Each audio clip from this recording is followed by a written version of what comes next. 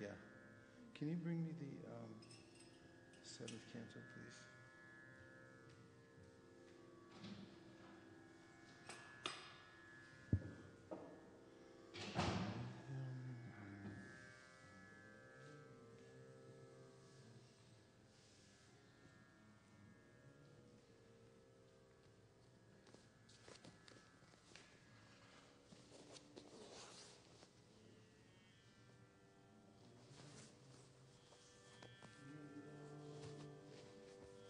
Parakamalam Shri Gurun Vaishnavamscha Sri Rupam Sagrajatam Sahagana Raghunatham Vidam Tam Sajivam Sadvaitam Sadvadutam Parijana Sahitam Krishna Chaitanya Devam Sri Radha Krishna Param Sahagana Lalita Sri Vishakhanvitamscha He Krishna Karuna Sindho Dinabandho Jagatpate Gopesha Gopika Kanta Radha Kanta Namostute Tapta Kanchana Gaurangi Radhe Vrindavaneshwari Rishabhanu Sute Devi Pranamami Hari Priye Vancha Kalpatarubhyascha Kripasindubhya Evacha Patitanam Pavanebhyo Vaishnavebhyo Namo Namaha Jaya Shri Krishna Chaitanya Prabhu Nityananda Sri Advaita Gadadhara Shivasari Gaura Bhakta Vrinda Hare Krishna, Krishna Krishna, Hare Hare, Hare Rama, Rama Rama, Hare Hare, Go Premanande, Hari Bol.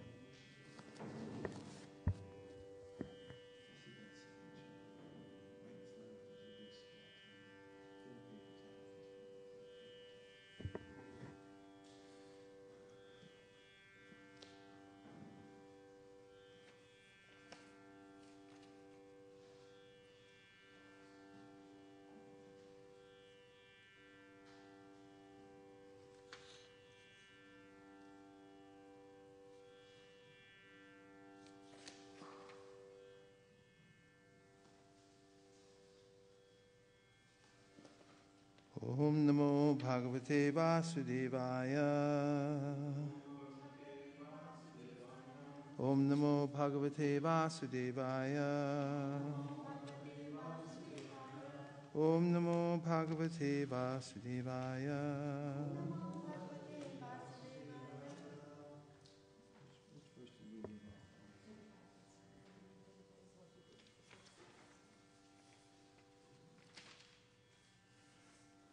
Hare Krishna. We're continuing our reading from the Srimad Bhagavatam, 7th canto, chapter 9. Prahlad pacifies the Lord with prayers. And this is starting up at text number 35. Satva mayonir ativismita ashritobjam kalena tivra tapasa parishuddha bhavaha tomat manisha bhuvigandam ivati sukshmam Bhutendrayasha Yamaye Vitatam Tatarsha. Lord Brahma, who is celebrated as Atma Yoni, having been born without a mother, was struck with wonder. Thus he took shelter of the lotus flower, and when he had been purified after undergoing severe austerities for many hundreds of years, he could see that the cause of all causes, the Supreme Personality of Godhead, was spread throughout his own body and senses, just as aroma, although very subtle, is perceived in the earth. Purport.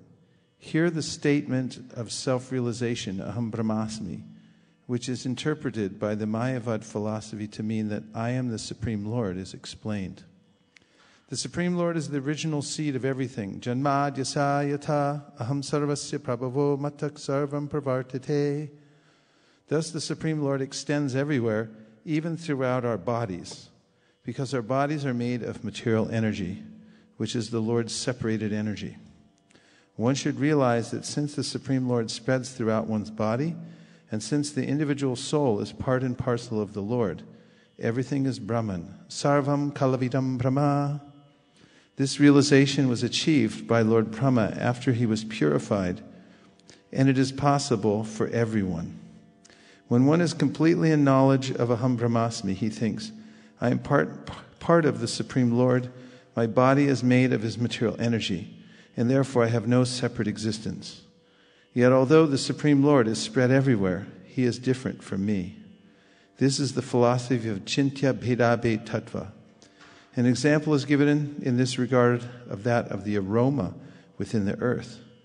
In the earth there are aromas and colors, but one cannot see them.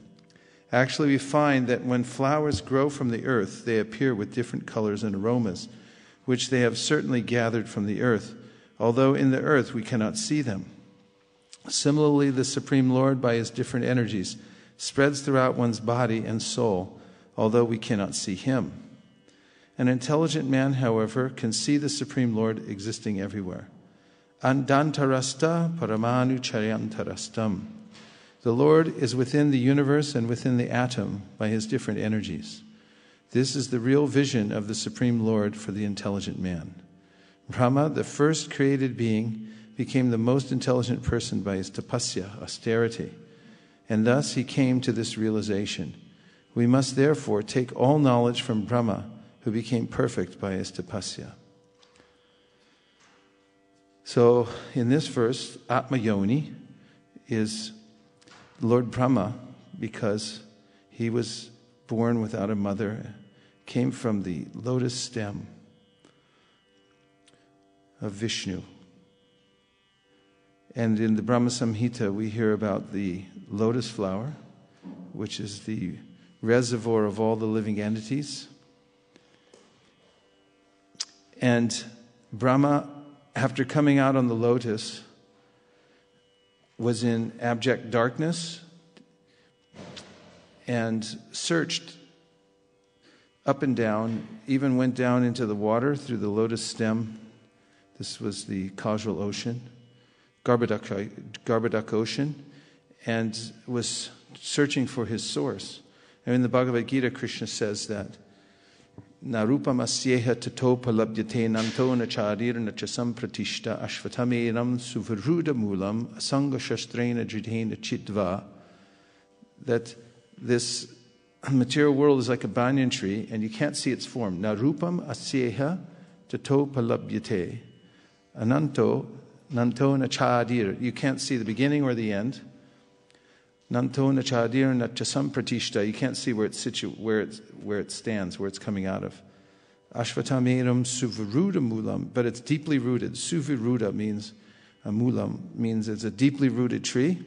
Asanga shastrena jitena chitva, but you must cut down that tree with the weapon of asanga, detachment. And so Brahma was trying to find his origin. He searched up and down, couldn't find it. And then finally, in the version of the Bhagavatam, he heard the words tapa, which, being very intelligent, he could understand from the Sanskrit alphabet that these words, these two syllables together meant that he should perform penance in order to understand the Supreme.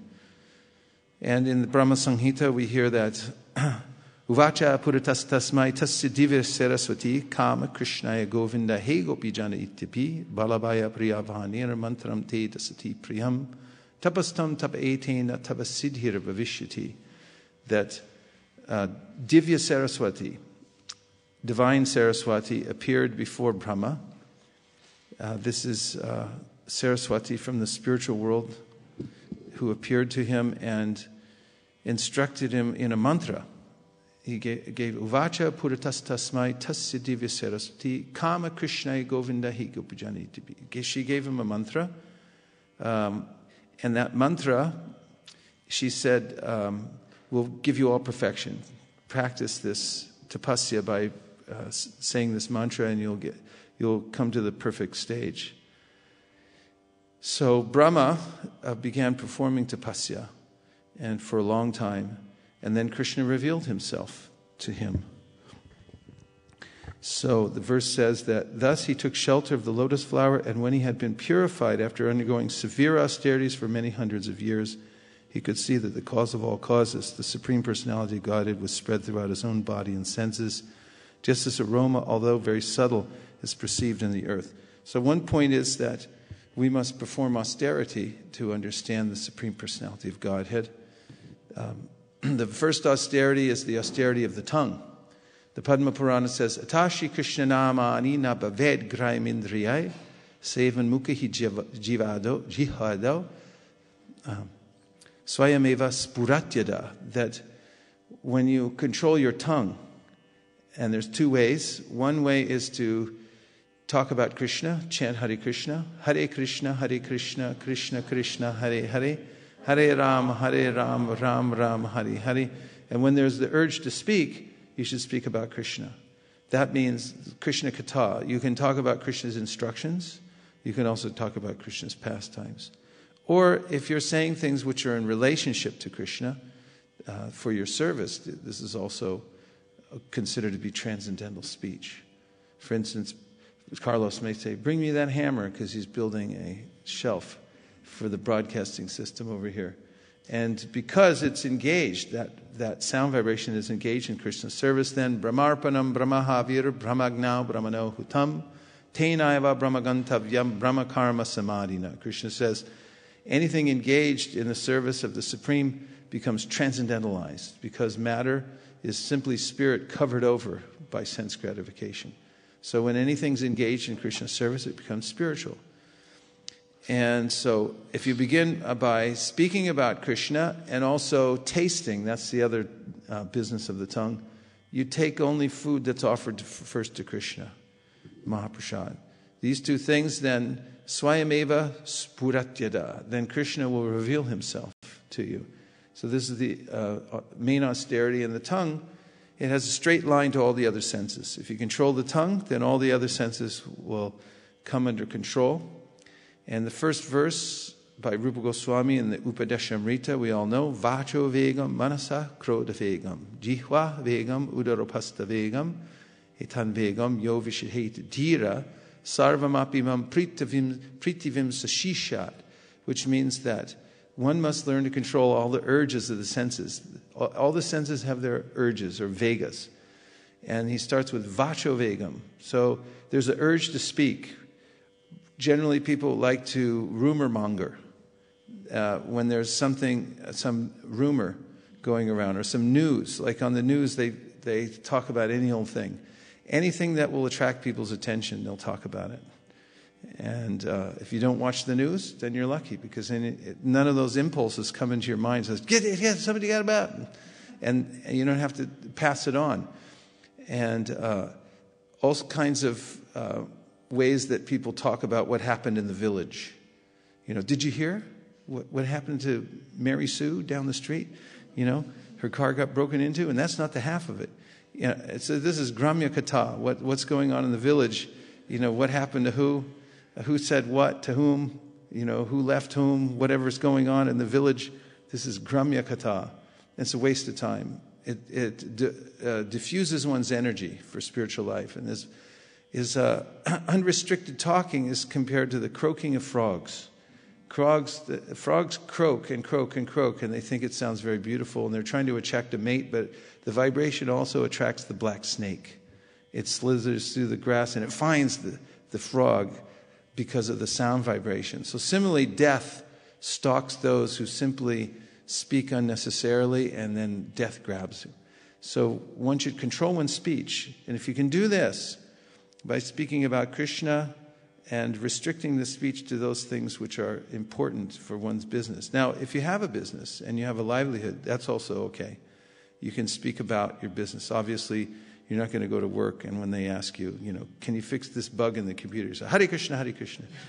But you do your duty, do what you have to do, because you have a right to maintain yourself. And you do that dutifully, just be sober and be careful of how you speak. And if you act like this is the best austerity. And the first austerity will help control all the other senses if you just control the tongue. Be aware of that. And then Brahma became aware that the personality of Godhead was spread throughout his own body and senses, just as aroma, although very subtle, is perceived in the earth. So Prabhupada quotes the verse, Andantarasta paramanu chayantarastam. The Lord is within the universe and within the atom by his different energies. So we're never separated from Krishna. Krishna is in our heart, that's for sure. And Mukunda Dato, I visited yesterday, talked for a few hours, and one thing he said to me before he left, he said, Super Soul speaks very quietly and he doesn't often repeat himself. So he said that you have to listen carefully because he's there within the heart. Very subtle, though.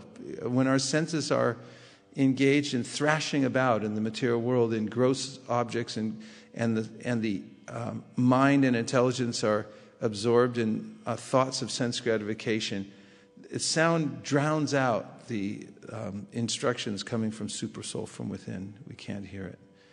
And Krishna's there throughout our entire body. He's the support system of our entire body as well.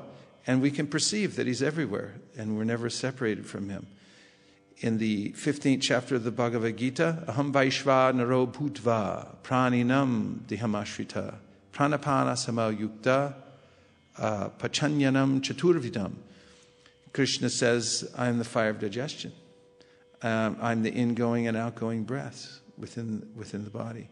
And so Krishna, his digestion, he's there within the process of breath and so on. And he's everywhere. We can experience that Krishna is everything, within everything. Yet, we still have a separate existence. We're still a part and parcel of Krishna. Mamai Vamsho Jiva Loke Jiva Bhuta Sanatana.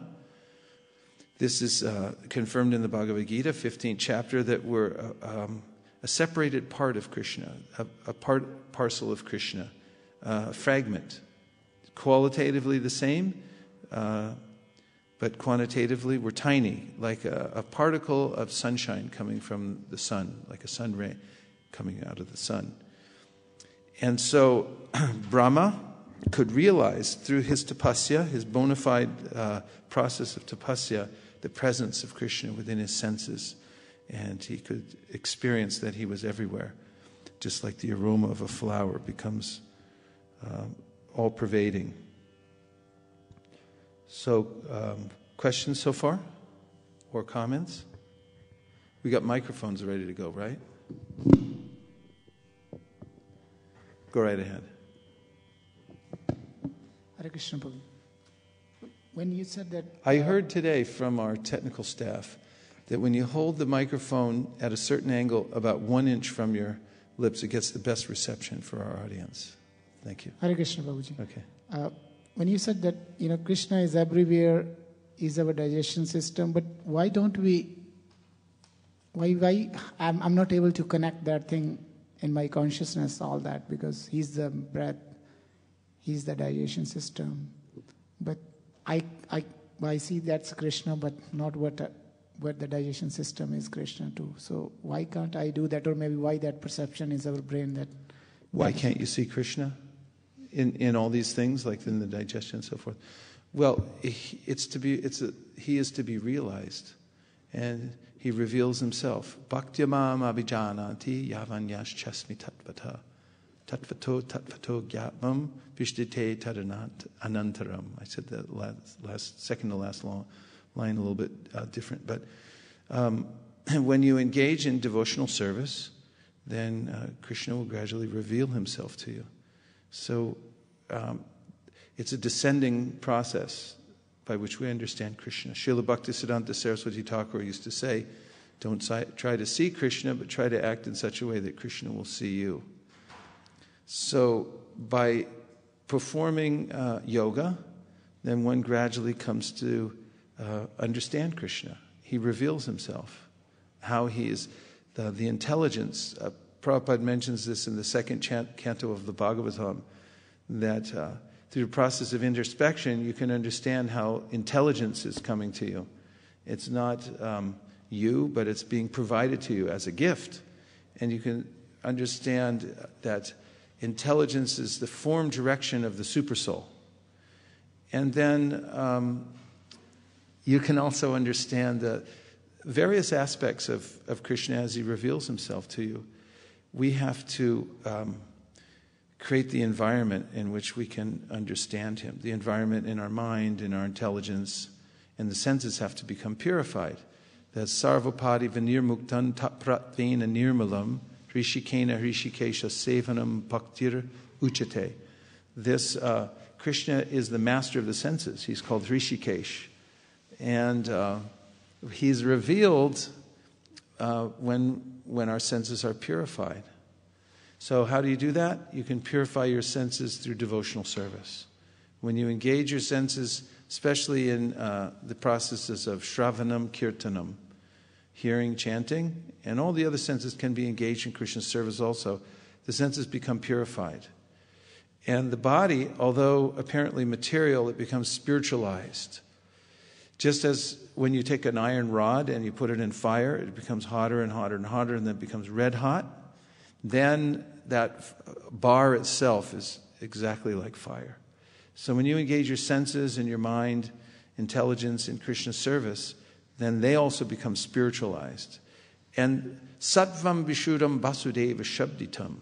This is confirmed by Lord Shiva in the 4th canto of the Srimad Bhagavatam. Sattvam vishuddham vasudeva shabditam. Look that verse up. Sattvam vishuddham vasudeva shabditam. Yet iyate tatra. This verse confirms that Krishna can be perceived only in the state of pure consciousness. Which page?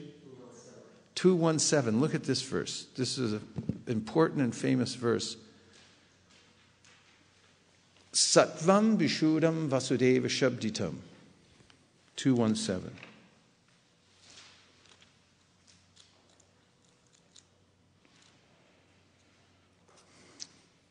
Yet iyate tatra puman apavrita satvecha tasmin bhagavan vasudevo yatokshajo me namasa vidyate. I am always engaged in offering obeisances to Lord Vasudeva in pure Krishna consciousness. Krishna consciousness is always pure consciousness, in which the Supreme Personality of Godhead, known as Vasudeva, is revealed without any covering. So when one comes to the stage of pure consciousness, then you can see Krishna everywhere, within everything, all the time. He's always there. He's always with us. He's within everything, but I can't see him until I achieve a state of pure consciousness.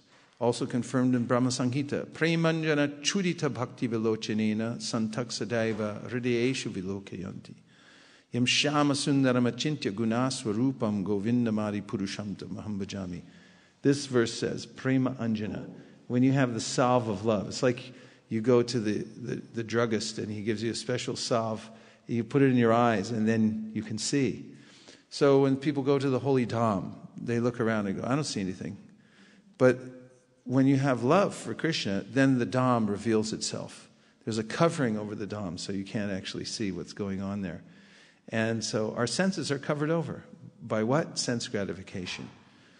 And once it's purified and we change our consciousness and our heart is engaged in devotional service, in our hands and our limbs, everything following the heart, then Krishna reveals himself and we can see Sattvam vishuddham vasudeva shabditam yad iyate tatra puman apavrita. So this means that iyate means revealed. So Krishna is revealed in that pure consciousness. Otherwise, Queen Kunti says, Maya javani kachanam yadad hokshajam avyayam nalakshashe mudadrisha nato natya daroyata. That Krishna is like an actor on a stage, and there's a curtain of Mahamaya or Yoga Maya. These Maya covers over Krishna, and he reveals himself to whomever he pleases. Nayamatma pravachanena labyo na medaya na bahuna nushutena Yami Vaisha Vrinute Tena Labhyas Tashaisha Esha Vrinute Tanum Swam. This means you can't attain Krishna by your own efforts. It means that even if you're a great orator, or Nayama Pravachanena Labhya, Namedhaya, or you're very intelligent, Namedhaya, Nabahudha Shrutena, and you have great learning, unlimited learning, still you can't see Krishna. But then the verse says, if Krishna decides to reveal himself to you, then who can stop him? This is the only way that we can understand Krishna. He reveals himself to us. It's a descending process. And therefore, in the 13th chapter of the Gita, Krishna describes the process of knowledge. And it begins with humility and pridelessness. We have to become situated in a mode of service, humility. And when we're in the proper state of consciousness, Krishna reveals himself. Other points or questions about this verse? So it's just so we know that the call-in number is 650-245-7018. You can text in messages, 650-245-7018. Our operators are standing by to take your calls. Okay, Gandharvika. So Prabhuji, before my question, there is one sentence that is told, intelligence is the some direction. Form direction of the super soul? Form direction. Can you that's Prabhupada's language. Pardon me? Can you elaborate? Form, F-O-R-M-E-D, that one? Yeah, F-O-R-M. If you'll give me I'll read you that section if you like, and you can see it in context. But what Prabhupada's talking about there is that you can understand that there's a person who's revealing to you something through the medium of intelligence. If you're in that verse that I'm referring to in the second canto, Prabhupada walks us through an exercise where you introspect and you quiet your senses and look within, and then realize that you're not your body, you're not your mind, and then you see how the intelligence is coming to you from a higher source. And seeing that, you can understand that the form of Krishna is there and he's revealing to you something. So Prabhu, my question is about the control of the tongue. So especially when means we are so much attached to food, means we take prasadam and all that. But we're attached to what? The food. Yeah. Sometimes like very specific items or whatever it is. Though it is offered to Krishna, but when it is in front of us, at least for me, I'm not thinking about Krishna, because it's all about like you enjoy it until you're satisfied, even if the body doesn't like it. So how do we control that urge of enjoying? You have to sing the prayer. If you sing Sharira Vijajao Jodendriya Tahika Jibe Bili Bishya Shogare Dharmaditi Vayati Lobamai Sudurmati Takejita Katina Shangjare Krishna Varadoyamoy Kuribari Jivajoy Shaprasharana Dilubai Shenamrita Pao Radha Krishna Gunagao Premidako Chaitani Nitai. Now everyone's going to show up for the program.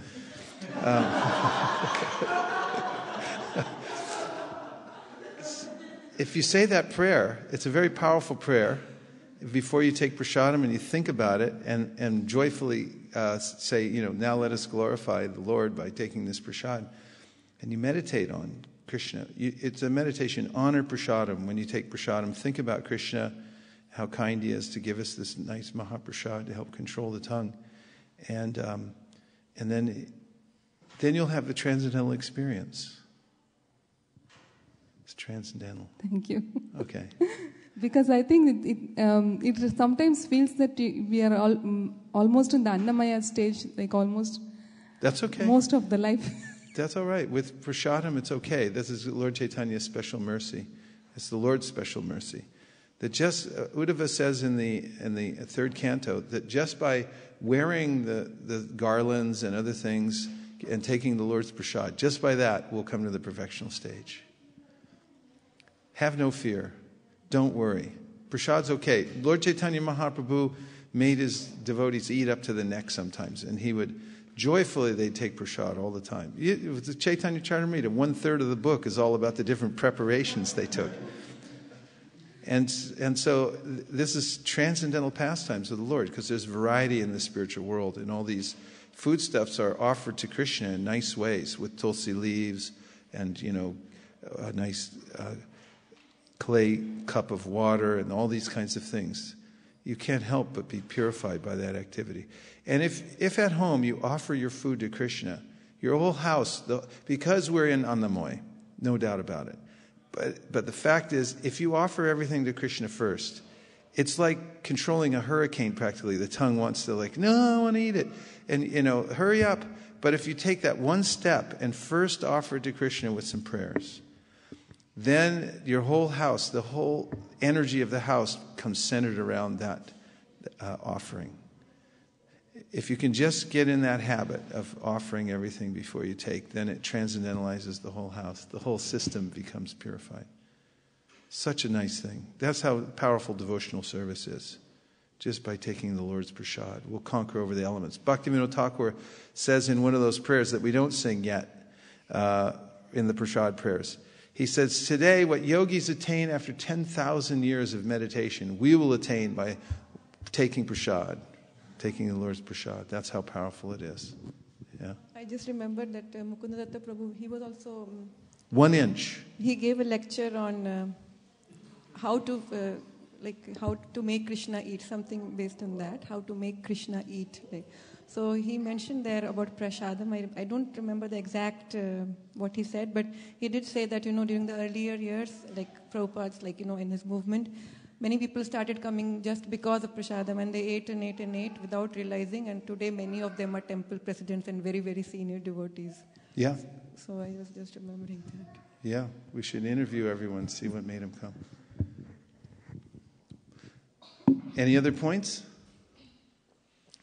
So, yes, encouragement, it's coming all the time from Krishna. We just have to take that encouragement. And encourage, the word has the word core, which means heart.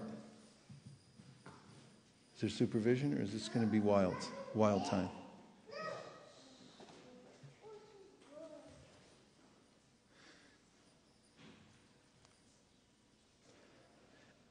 So, encourage means that one has to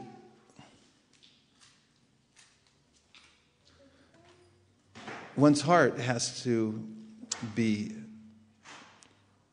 situated in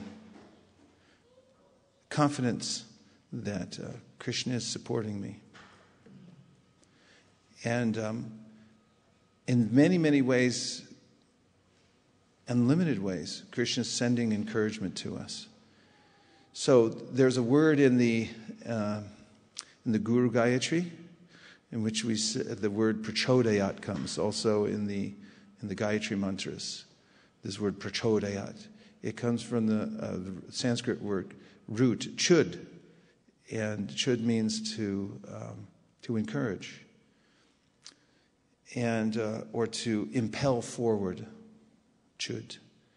And so pra is an intensifier for the word, and then it gets declined in different ways. So prachodayat means encouragement. And there's a sadhaka is someone who performs sadhana. So there's a prachodaka. So you take the word prachodayat and then you say prachodaka. A prachodaka is the person who's the encourager. So the spiritual master is meant to be a prachodaka. This is what the verse, at the end of the Guru Gayatri is saying prachodayat. And so we meditate on the spiritual master giving encouragement, and we meditate on how Krishna is encouraging me from within the heart. So it's important to meditate on these encouragements that Krishna is sending. As Srila Prabhupada points out in the last purport of the 15th chapter in the Bhagavad Gita, that we have to overcome weakness of heart. in order to advance in devotional service. So weakness of heart is attachment to the material world. This inclination to give up the service of the Lord and become attached to matter, to give in to the weakness of the senses. And then the second stage is to become more and more attached to the material world.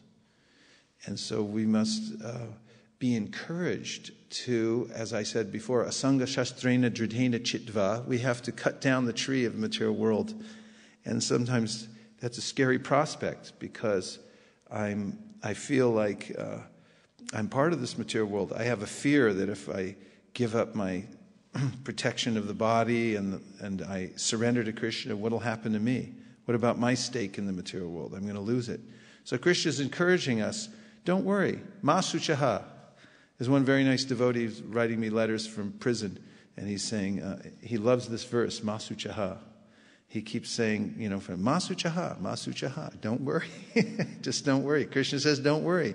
And I was looking at that verse the other day when we were in New Vrindavan. It's up on the wall. The sarva dharman parityaja mamekam sharanam braja aham tvang sarva papibhyo mokshayishami ma suchaha. And it's so beautiful. They have the Sanskrit up there too. I was just noticing how beautiful it is. And ma suchaha, don't worry, Krishna is saying. Just don't worry. And if you think about who's saying it, don't worry, don't worry, don't worry, then we get this encouragement.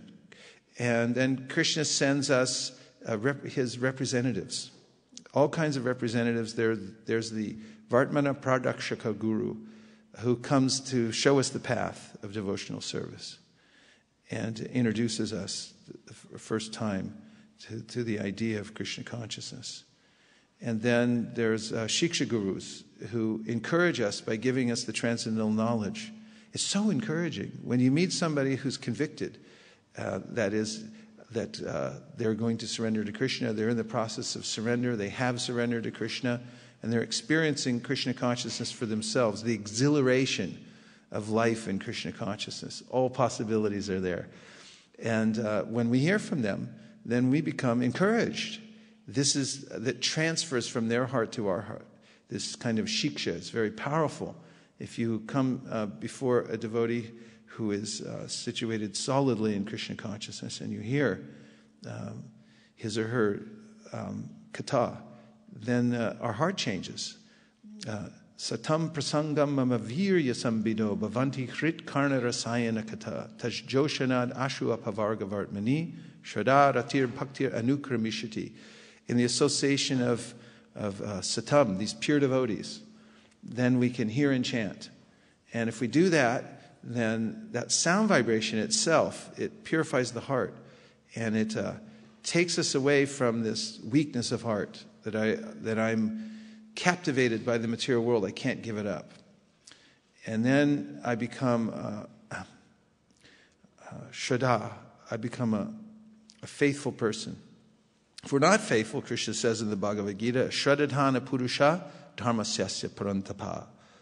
Aprapyamam Nivartante Mrityusam Sarvartmani. You get the path of birth and death in the material world if you're not faithful. So you have to have this most valuable substance, faith, the Shraddha. And that comes from the spiritual world. It's an energy that's coming down, and the devotees carry it in their heart, and then they give it to us in this form of encouragement. And why are they doing it? Out of exhilaration. It's out of a feeling of ananda. That's why the acharyas, they go to so much trouble to broadcast the spiritual sound vibration so everybody can hear it. They just want to encourage everybody. Jeev Jago, wake up. Come on, let's go. Let's go back to the spiritual world. Don't stay here. And by hearing that vibration, people do wake up and they become encouraged in devotional service. And then Krishna sends his mantras to the material world in the form of the Vedas, and very specifically the most encouraging sound vibrations come from the flute of Krishna. Actually encourages everybody in the spiritual world. That flute manifests itself in the material world in the form of the Gayatri mantras. Gayatri, it's a song that liberates you from the entanglement in the material world. You just hear that song. We were telling people the other day in Toronto, we were on the street, beautiful day, beautiful weather out there, distributing books on the street. And I just tell people, Bhagavad Gita, it's the song of God. It's said that anybody who hears this song, it wakes up their love for God in their heart. And also, a great way we were telling people how to give a donation. Should I tell you? It's fantastic. Unbelievable. It's something you've heard before, but it's just a little bit more developed than last time. But I couldn't believe it, that it came out, and I thought it was practically irresistible, apparently. So I tell people that we don't sell the book like in stores. We just take a donation, but we don't need the money. The reason we ask is, when you give something in return for spiritual knowledge, it connects you to all the previous teachers who have passed this down over thousands of years, and they sacrificed their whole lives to bring it to us. And when you perform the penance of giving a donation, it opens the door and your connection to all those previous teachers and all their knowledge. And people are like, okay, where's my... Let me get what you... How much? But they're all waiting there. They're all these spiritual teachers. They have no other agenda in life. As Krishna says in the Bhagavad Gita, the self-realized person has no duty to perform.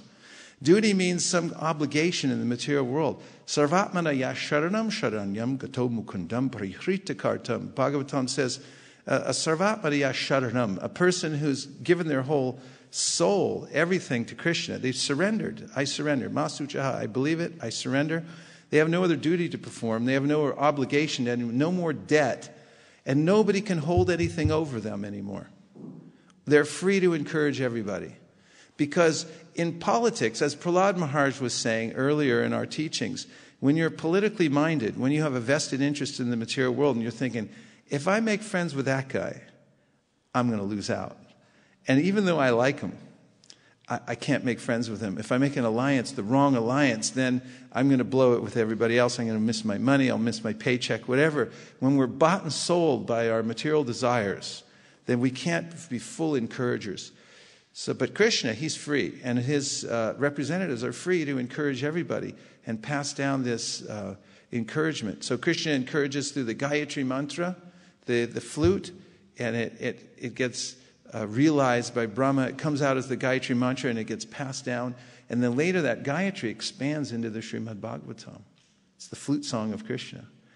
All you have to do is hear it, and then the encouragement that the heart awakens, the Shrinvatam Swakata Krishna Punya Shravana Kirtana Hridyantaksto Hibadrani Vidhunoti Suritsatam. You get encouragement from Surit within the heart, the most dear friend who's within the heart, helps you in all ways, encourages you like anything to, you can do this. He's always encouraging from within the heart. Take the next step. Surrender a little bit more. Come to me. Give up the dark material world. And it's altogether possible. Prabhupada says it right here in the purport. Everybody can do this. You can, step by step, by taking these encouragements from the prachodakas, those who are passing on the encouragement, then you just take it in, take the encouragement, imbibe it. And then asanga shastrena jritena chitva tatapadam tat parimargitavyam. So that means then you're on a different path altogether. Once you cut down the tree, then you're free to search out that place from which everything is emanating, and where the Supreme Personality of God, that's Surit, his abode is there. What an exciting challenge in life to go after that original abode where the primeval Lord is there. So altogether possible by taking the encouragement coming down, and the Shastras encouraging like anything. The Shastras are our best friend. They encourage us in so many different ways, and they also guide us through the darkness of the material night that we're in this material world. Tell us, don't step here, be careful over here. What a friend, like speaking to us in such a way to encourage us to come back home, back to Godhead. And so many other people who are invested in the material world, they encourage us, stay in the material world. don't go back to Godhead. Don't go on that crazy path. It's a cult. Even the gopis said that to the flute. It's this be careful. This flute is, in this dangerous cult. And if you hear the sound, it's going to get you involved also. It's true. Become entangled in the spiritual world. So that's the process of accepting encouragement. It comes to us in so many different ways, and it's there at all time. We just have to be receptive to it and learn how to accept that encouragement. And then when the heart feels encouraged, we can overcome all kinds of obstacles and move ahead in devotional life very easily. Next verse. Evam sahasravaranangri shirakaroru nasadya karuna nasadya karna nayana bharuna yudhadyam mayamayam sadalak upalakshita sanivesham drishva mahapurusha apamudam virinchaha. Well, you know it's about Brahma because it has virincha in it, right?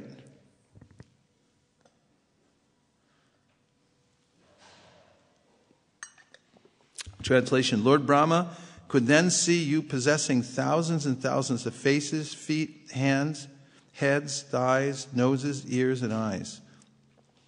You were very nicely dressed, being decorated and bedecked with varieties of ornaments and weapons.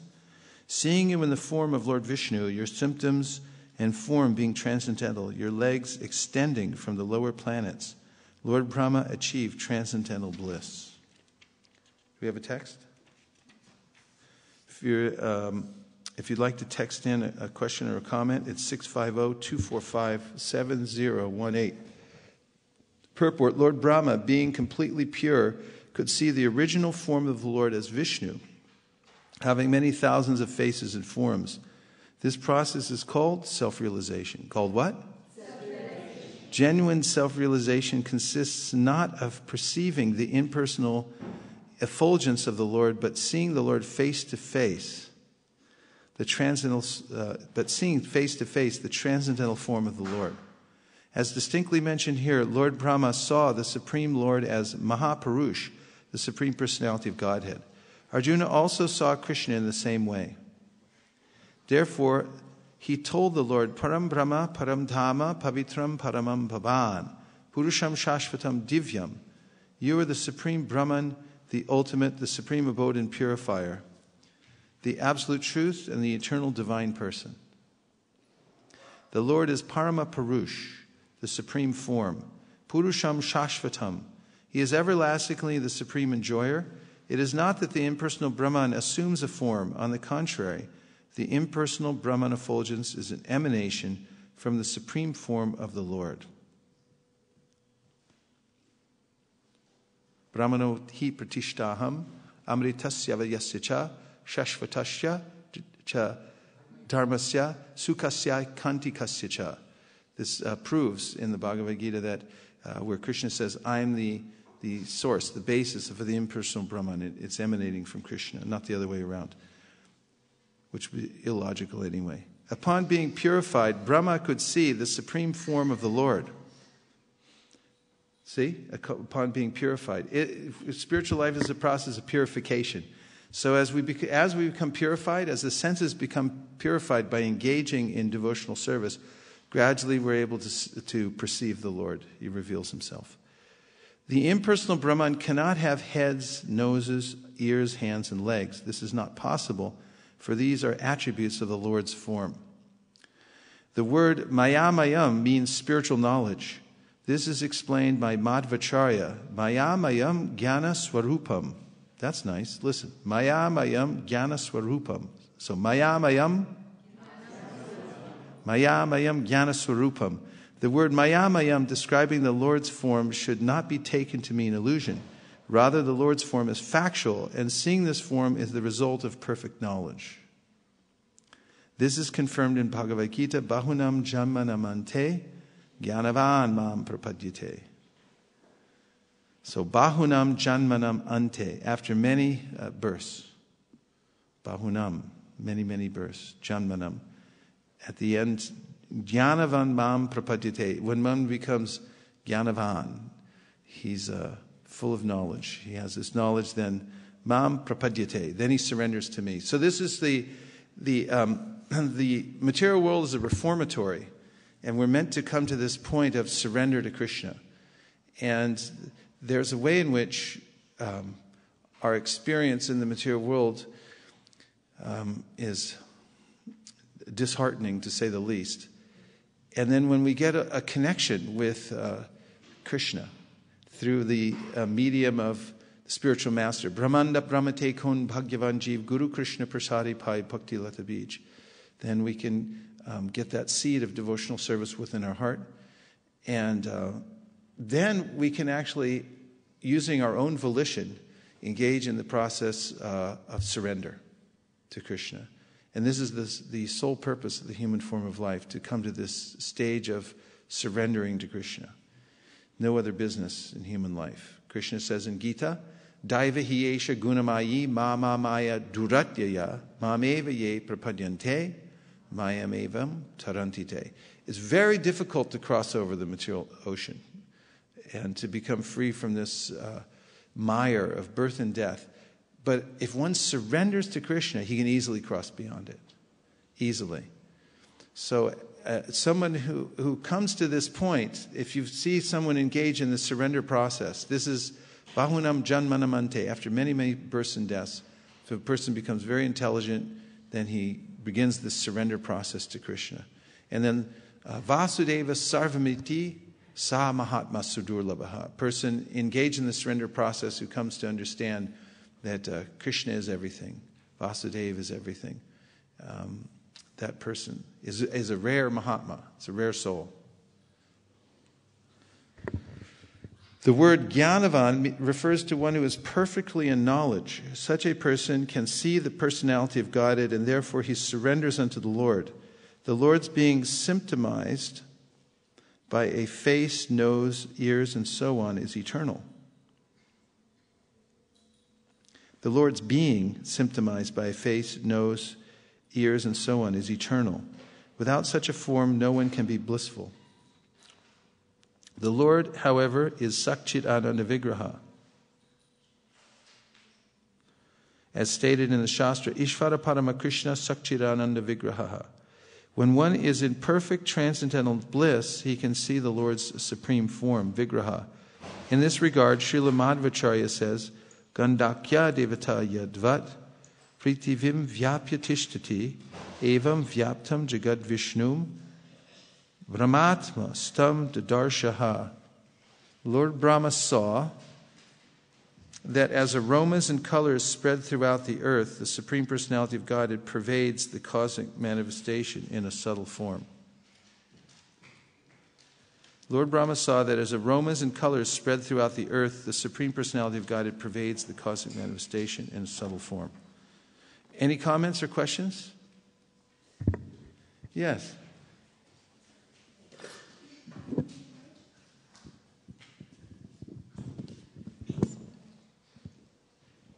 Hi, Krishna Guru Maharaj. I don't know if I missed something along the way, but I was wondering, as Krishna reveals himself to you, as you start the process of surrender and you go on, Krishna reveals himself to you. And I was wondering, he reveals himself to you in a physical form. He's a personal being, and you will realize him in that form. But then Krishna is in your heart as a super soul. And then he is himself in Golok Vrindavan. And like that, he has innumerable number of forms. So do we go in the process by first recognizing the super soul within us and seeing him, and then going on to the other forms of the Lord? Or is it just that we recognize him in the form we worship the most, what's closest to us in our heart? Is there a process of recognizing him? Yeah,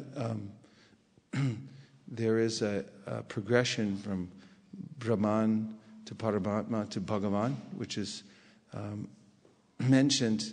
Well, the process isn't mentioned, but there's a statement in the Shastra, Vedanti tattva vidas. In other words, the verse is saying, it is said, Vedanti tattva vidas, tattvam yad jnanam advayam, brahmeti paramatmeti bhagavaniti shabdyate. That the absolute truth is realized in these three phases as Brahman, Paramatma, and Bhagavan. However, Prabhupada mentions that when one takes the process of Chaitanya Mahaprabhu, of chanting Hare Krishna, Krishna Krishna, Hare Hare, Hare Ram, Ram Ram, Hare Hare, all these stages are subsumed within the process of chanting Hare Krishna. So Prabhupada describes this as the direct method, so that one can come directly to realization of Bhagavan without having to linger at the various phases of realization. However, it's not to be taken as a cheap thing. There is a description in the Chaitanya Charitamrita and Lord Chaitanya's teachings to Sanatana Goswami, and also in the Nectar of Devotion, of how one must come above the three modes of material nature, as Krishna says in the Gita, that Brahma bhuta prasanatma nashochati na kankshati samak sarveshu bhuteshu madbhaktim labate param. One has to be situated in this state beyond the three modes of material nature, a liberated state, madbhaktim labate param. In that state, one can actually understand Bhagavan. And Chaitanya Mahaprabhu is expressing in the Shikshashtakam Jagadisha Kamaye. He's talking about Jagadish, the Lord of the universe. So there's a way in which in the earlier prayers he's speaking about our relationship with the Lord in the material world, like Paramatma is there, guiding us and so forth. But then, Ainanda Tanuja Kinkaram Patitam Mam Vishame Bhavam Buddha. In a more advanced stage of devotional service, there's an attraction to Krishna in a particular form, and his form that is not engaged with the material world. And so as we progress in devotional service, there's a way in which we become attracted to a particular form of Krishna in a particular relationship. And this is confirmed in the Nectar of Instruction, Tishtan Vraje Tananuragi Jananugami, that there's a way in which, by the process of hearing and chanting, Tanama Rupa Charitadu Sikirtananu Smrityo Kramena Rasana Manasindioja, one gradually, step by step, by the process of hearing and chanting and the association of devotees and performing the other processes of devotional service, comes to the liberated stage and becomes purified, and then is situated in Vrindavan and becomes attracted to Krishna in a particular way. And then one is advised to follow in the footsteps of a resident of Vrindavan who is engaged in the kind of relationship that one is attracted to. And then in that stage, one is more selective as far as one's hearing and chanting. But again, that shouldn't be done prematurely. One must fully develop one's devotional service by the order of Shastra and the spiritual master. And then gradually, when Krishna reveals these things, then one can also take guidance from the spiritual master and become engaged in a more specific way.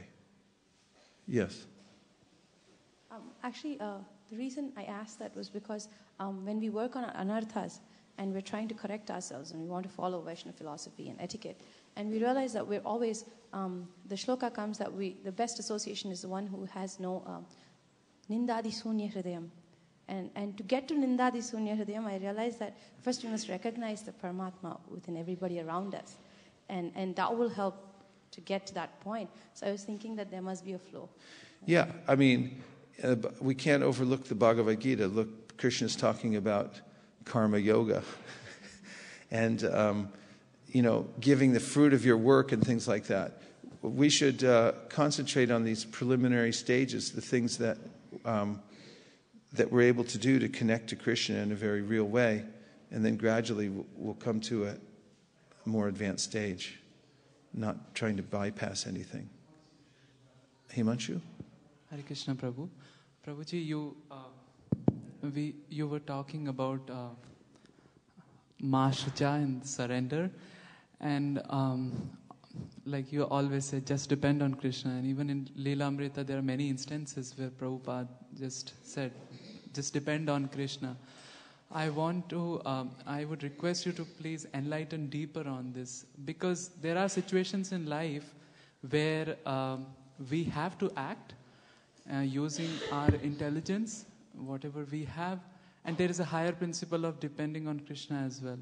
But at least in my case, in the conditioned state, when there is an inner voice to act in a particular way, I'm not sure whether, that's Krishna's voice or the voice of my own mind. So how to balance these two, that we depend on Krishna as well as we act responsibly in that particular situation also? Because well, a couple of points. One is that you mentioned Prabhupada in many instances surrendering to Krishna. But look at the instances that he surrendered to Krishna in the various stages of his life. Keshav Bharti Maharaj pointed this out in his Vyasa Puja offering that I read to you all last year or recently. And that was that Prabhupada in his youth, his father got him married. And there were two girls. And one was good looking, the other one wasn't. And his father said, I recommend the latter. And he surrendered to it. I mean, these are points in life. If we take Prabhupada in his Paramahamsa stage, in his Leela as a Paramahamsa, and just say, why can't I do that? But also look how Prabhupada went through different stages of his life. He had a married life. He had to make a choice between two. And he says this. He said, there was this one and that one. My father said, take that one. And I said, okay, surrender. And then he met his spiritual master, and his spiritual master said, you should forget this Gandhi thing, because even if you liberate the country, it's not going to change anything in the course of the way the material nature works. That's not going to be really significant. What is significant is Lord Chaitanya and his movement and so forth. You should work for that. So then he took that up, and then there were ways in which in his business he surrendered. I mean, when he was in Allahabad, I think it was Sridhar Maharaj and some of the other Gaudiya Math members came there and said, we need a place to set up a place. Sure, use this. And he donated a bunch of money from his pharmacy and everything to get them started. That's another stage of his life. If you go through his life, you'll see at every phase of his life he surrendered. So this is a very practical thing. If you're at a certain stage of your life and situated in a certain way, there's a way to surrender at that point. Swe swe adhikarya nishta saguna parikirtita. There's a good quality if you surrender according to your adhikarya at the time, according to your station in life. You do that kind of surrender that you can. And then you gradually come to this perfect stage. How to understand what is Krishna's will? Sometimes very difficult to understand. Even, around Bhishma Dev, everyone was saying, tell us what's going on. And Arjuna wanted to know, what is my duty? I have to fight this war. It seemed very confusing. He went to his guru, Krishna, and asked, what should I do?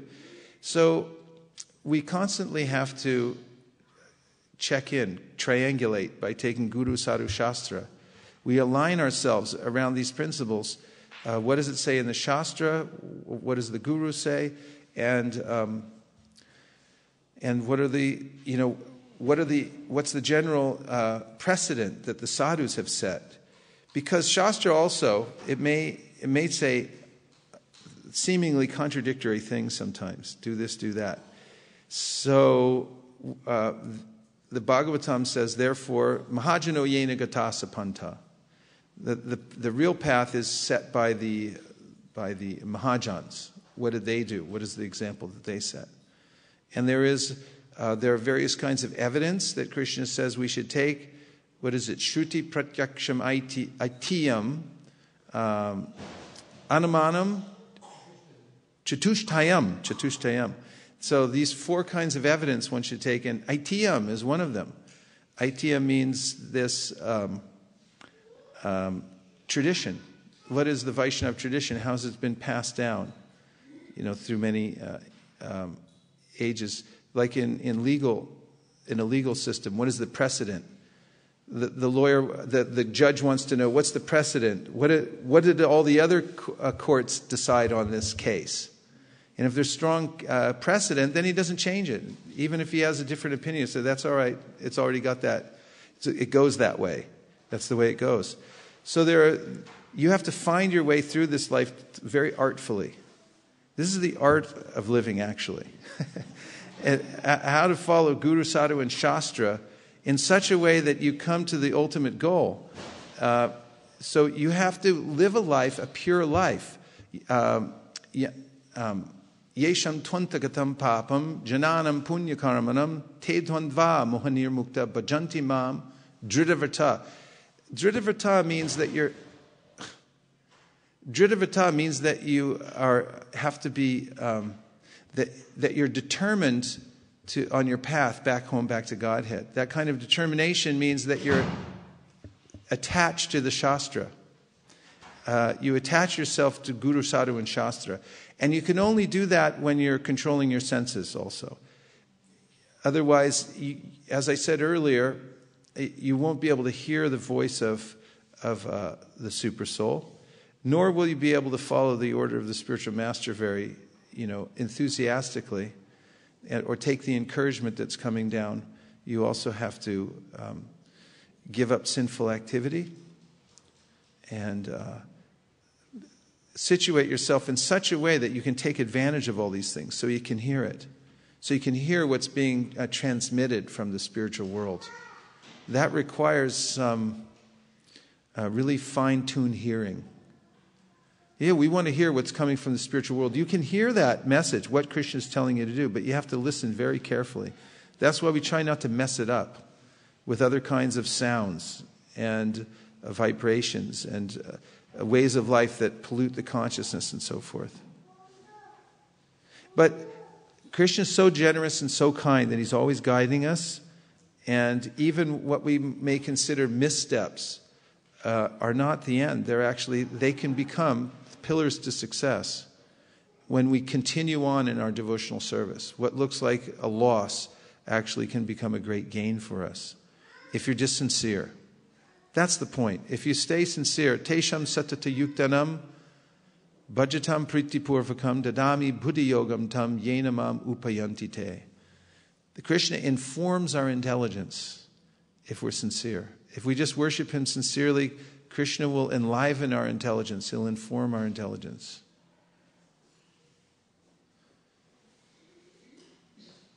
Yes. So, Prabhu, just one point that I wanted to share.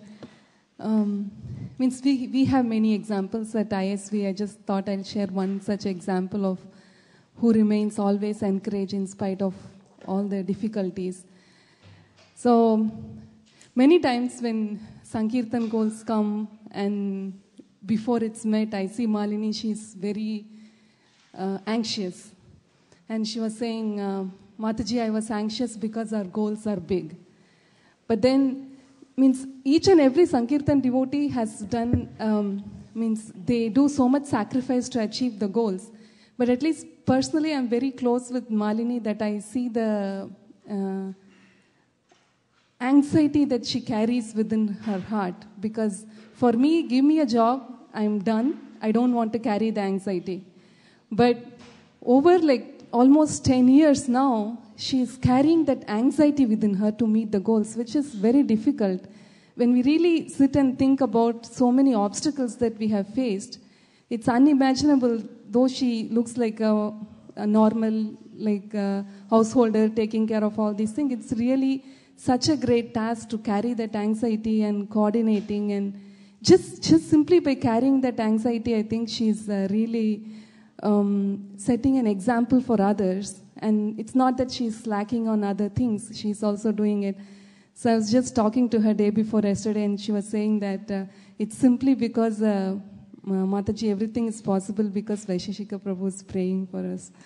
So Pooja and I were just discussing about that, and we were thinking that yes, pure devotees praying for us is a big force, because when we come in their attention, as you said, we become encouragers, and then that people can do miracle, even ordinary people can do miracles. So I think carrying the anxiety and being encouragers, I think if we look closely with all the devotees, we can see many things and get encouragement. So I want to thank Malini and all the devotees. Sadhu! Sadhu.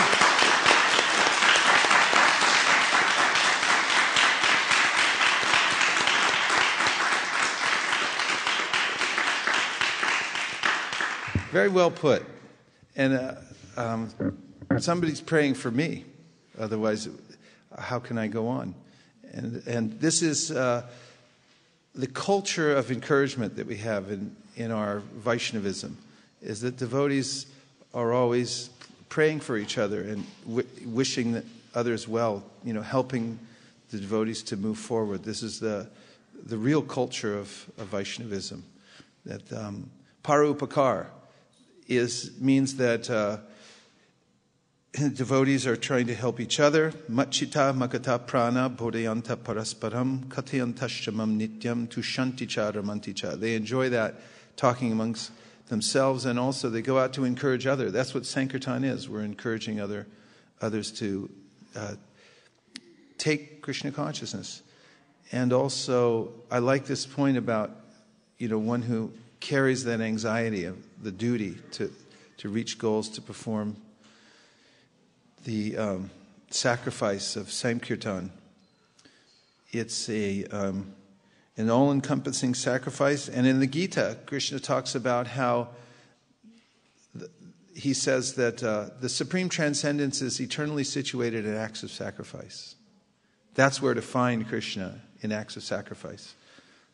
Bona fide sacrifice. So in the age of Kali Yuga, the sacrifice is sankirtan.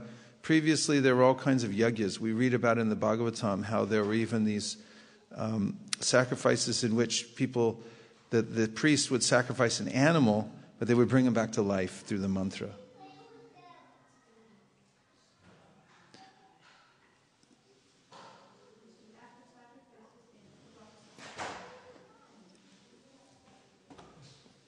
Traffic flow. Okay, so now, so there were ways in which the priests, they would perform sacrifice. Like there's a horse sacrifice we just read about in the Ramayana, right? But then life would be brought back with mantra. They would prove the efficacy of the mantra by do the sacrifice, the animal would get new life. So I was thinking the other day about our book distribution. I told you that mantra earlier about getting the donation. So then I was thinking that how this book distribution, this sankirtan, is actually, it covers all the sacrifice for this age of Kali. Tritaye dayatai, what is that verse? Dayato, all the sacrifice that was performed in previous ages is available in the Kali Yuga through sankirtan. So it says, Mayam Rigam Dayate Yepsitaman Vidavad. This is from Karabhajana Muni in the Srimad Bhagavatam. He says that in the age of Kali Yuga, people are like mrigam, they're like animals. And Chaitanya Mahaprabhu was chasing after them to give them Krishna consciousness. So the efficacy of our mantra, it's like we're killing the animal in them, but we're bringing them back to life with the mantra. So when we give them a book and say, yeah, books on yoga and meditation shows you how to get free from stress, etc., give a donation, and then they give the donation, they take the book home, that's the yajna. And it's just like when they performed yajna and they sacrificed the animal, bring him back to life. So it's like the animal was sacrificed through the mantra, and then he gets new life. He walks away with the Bhagavad Gita or the Srimad Bhagavatam. Starts all over again. So now I want to hear more about encouragement, because we have a culture of encouragement. Krishna is encouraging, the spiritual masters are encouraging, those who are pure-hearted, Nindadi Shunya, they're encouraging everybody. And one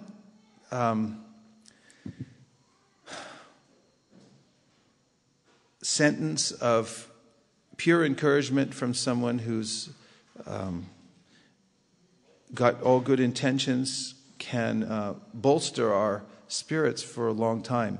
So can you think of circumstances where someone gave you encouragement in devotional service that had a profound effect on you?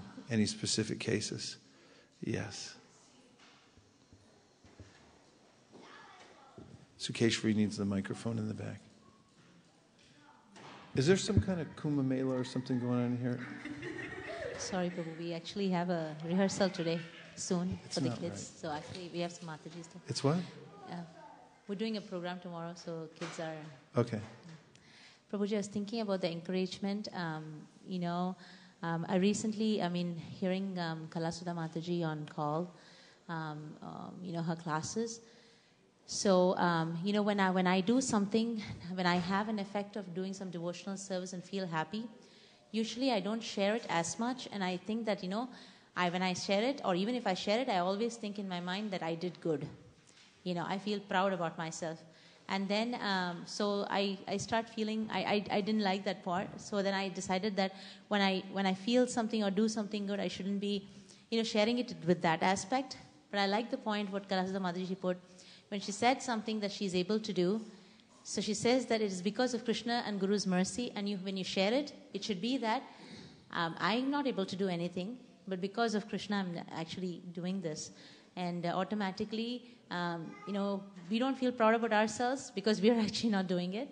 And because she was just saying that about her 16 rounds of chanting during early hours, like from 3:15 to 4:45. And I was just thinking in my mind that, 15-minute increments in moving towards the goal at some point encouraged me so that I will be able to try to do as many rounds as possible during the Brahma Muhurta. So I just wanted to share that because I've realized that when I'm trying to do some devotional service, it's okay to share in a mood that I'm doing this just because Krishna is merciful on me. It's not that I am doing it. So when she said that, it really encouraged me that even though I may not be able to imitate devotees like her, but at least would like to follow. Thank you, Prabhu. So your point was that when you're getting some mercy and feeling inspiration in your devotional service, that passing that on to other devotees can also help them. And if you're doing it in a mood also of just sharing the mercy that you got to help them, right? Yes, in a mood that I didn't get the mercy because I am worth it, but Krishna is merciful. Nice point. Thank you. Yeah. Srivas Prabhu. So to have this sort of mood of encouragement, we also started a program called Senko, which was essentially the devotees who had taken the voluntary service of encouraging others in their spiritual progress. And I just wanted to tell that as in future we'll have a little more information on this particular program so that the devotees can take advantage of it and be encouraged and be enlivened. Thank you, Prabhuji. Nice point, Srivas Prabhu. Very practical.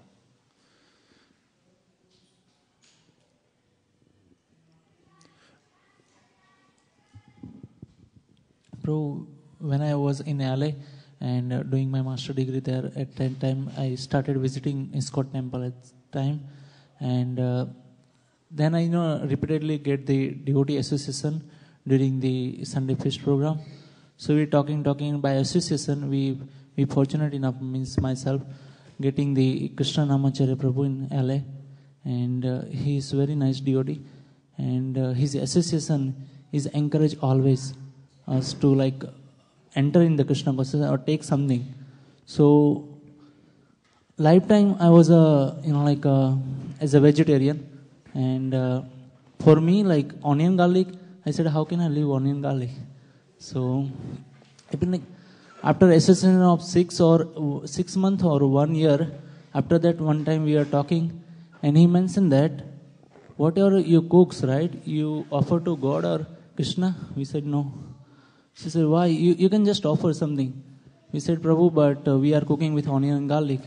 So he said but you cook rice? We said, yes. She said, rice has onion and garlic? We said, no. Just offer the rice. He said, okay, Prabhu, we'll do from tomorrow. Then, on the Monday we start cooking for the dinner, and we thought, okay, today we have to offer to Krishna first time. Then we all roommates, 5 roommates, and we cooks 4 or 5 items every night. So we started to think about, okay, we'll offer rice to Krishna, but we think, okay, we'll have sabji and everything with onion and garlic, and Krishna will eat only rice. How it possible? And from that day, we start cooking without onion and garlic, so that, simple change was so much encouraging for the lifetime. Wow, brilliant. So, yes, Shraddha. I was thinking that sometimes when people give you tasks that you think are beyond you, there's a subtle encouragement in there, because they are demonstrating their faith in you that you will be able to achieve that, although it appears very difficult. And so I just wanted to mention that I've been getting that sort of encouragement a lot from you, especially like I've been in the computer industry for a very long time, but I've been usually in the position of a manager, not knowing the details, etc. But you gave me some services which were, you gave them to me as anybody would, thinking that, she's from the computer industry, so she should know that, but I did not know them. And then I had to really work hard and read and study and then be able to do that. So thank you for that encouragement. That comes every time. Yeah. And I've also noticed that about Sukeshwari Mataji's, when she was talking about sharing your achievements in the right mood, I have noticed that I don't share much of those, but I do enjoy it in my mind. So I have this nice feeling in my mind that I've done that. But Krishna is very quick these days to pull me down, and then I'll go into some very stupid mistakes that I would look at my work the next day and think like I did that, like that kind of stuff. So Krishna kind of just brings me down very, very, very quickly, even inside the mind. So that's again Krishna encouraging from inside. Yeah. Thank you. Yes, Malini. Hare Krishna, Prabhuji. Prabhuji, at certain point of my life, there were some difficulties where I was not doing my service as much as I wanted to. And I had this question about service. And then I remember I got so many instructions from so many devotees, and I felt that I was very encouraged. But one instruction which stuck with my mind, and I always remember that if a service comes to you, means Krishna is actually giving that service to you, that doesn't mean that the service belongs to you.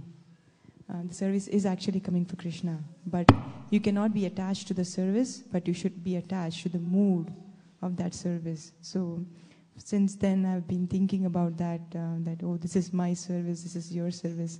That is not the right consciousness, but we should be attached to the mood of the service. Nice. I like that. Yes, Trisha. Hare Krishna, Prabhu. So when I first came to Krishna consciousness in India, there was one devotee who was very encouraging. He always was full of encouragement. I always looked the good of, when I was pretty much just completely new. So that really, helped change my life in the sense of, just connecting to him, becoming more friendly with him. It really helped me, learn more about and come closer to the process. So that really helped me. And I want to thank you for being very encouraging. I've always seen that you always look at the good in me and all others, in spite of there being so many other things. So you're always looking at the good, and that really makes such a big difference. Yeah, well, I remember when you first came, and the devotees came over to me and said, "You got to see this tree shub. He's really good." And so far, we haven't seen anything else in you besides. Yeah.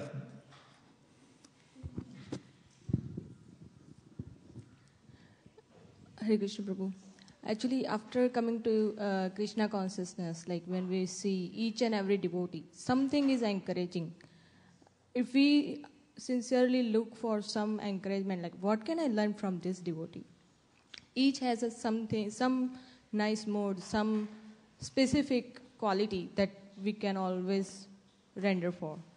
But the thing is, after coming to ISV especially, I must mention that I was not that much in reading, but by attending the classes and hearing the very active discussion, it always encourages to read more, read verses, do like whatever you do, that is your duty. But to read the Shastras, it's the main thing.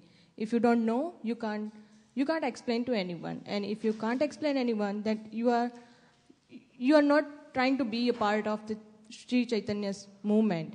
So that means it's really encouraged that we always try to do something for. I know we can't do much, but whatever little we can do, we should always try. And it's always, I got specially encouragement to read Shastras after coming ISV. Nice. I really like your point too about seeing something in each devotee that's uniquely encouraging. And I'm also thinking of a couple ways in which Krishna encourages us to encourage others. In the Bhagavad Gita, when he says that sometimes if people are ignorant of the process of devotional service, we shouldn't discourage them, but we should engage them in acts of devotion through their work.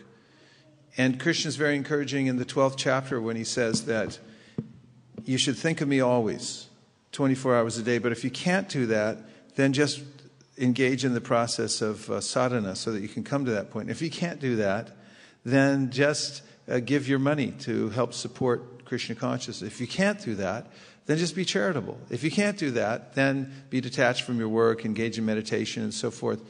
And there's ways throughout the Bhagavad Gita that Krishna is very encouraging. Neha bikramanashosti pratyavayona vidyate swalpamapya siddharmasya trayate mahatobaya. He's saying, su alpam, even if it's tiny, tiny, tiny bit you do, it's good. And also, patram pushpam palam toyam yome bhaktya prayachati taraham bhakti paritam ashnami paritatmanaha. If you just offer me a leaf, a flower, fruit, or water, I'll accept it. Just a little bhakti, that's all I ask. Advaita Acharya got so encouraged when he remembered a verse from the Shastra that said, if you simply offer tulsi leaves and water with sincere feeling, then the Lord becomes purchased. So throughout the Shastra, Krishna is giving ways that just do a little bit, just do something, and you'll get a wonderful result from this and encourage others as well. And then I was also thinking about how you were telling about the story of offering the prasad, start with the rice, and you think, well, the other one, how are we going to mix it together? And how Narada Muni had encouraged Valmiki Muni, telling him that, he said, I can't chant. I just can't do it. I can't even, I'm too sinful. I can't even say the name of God. He said, all right, just say the name of death. and he encouraged him, okay, go ahead, keep saying it. And then after some time, he became completely purified. So the devotees are always looking for these ways to encourage people, fan the spark. That's the idea behind that is find a way that you can encourage somebody, and then that's an art. It's an art. Always looking for the way that a particular person can become encouraged in devotional service. That's a way of life. That's what Vaishnavas do. They're always looking to encourage others and to encourage themselves. They know that the body, mind, it can be a burden, it can be a drag. Therefore, they're constantly encouraging their own selves. As we hear in the Nityananda Ashtakam, Lord Nityananda was merciful even to people who weren't merciful to their own selves. So we should encourage ourselves also, because there's a way in which even the mind can become discouraging and say, oh, you can't do anything, you're no good, why even try, and so forth. But we have to conquer the lower self by the higher self, by fortifying ourselves regularly with the encouragement of Shastra and Guru and the sadhus. And in that way, we should encourage ourselves. Yes?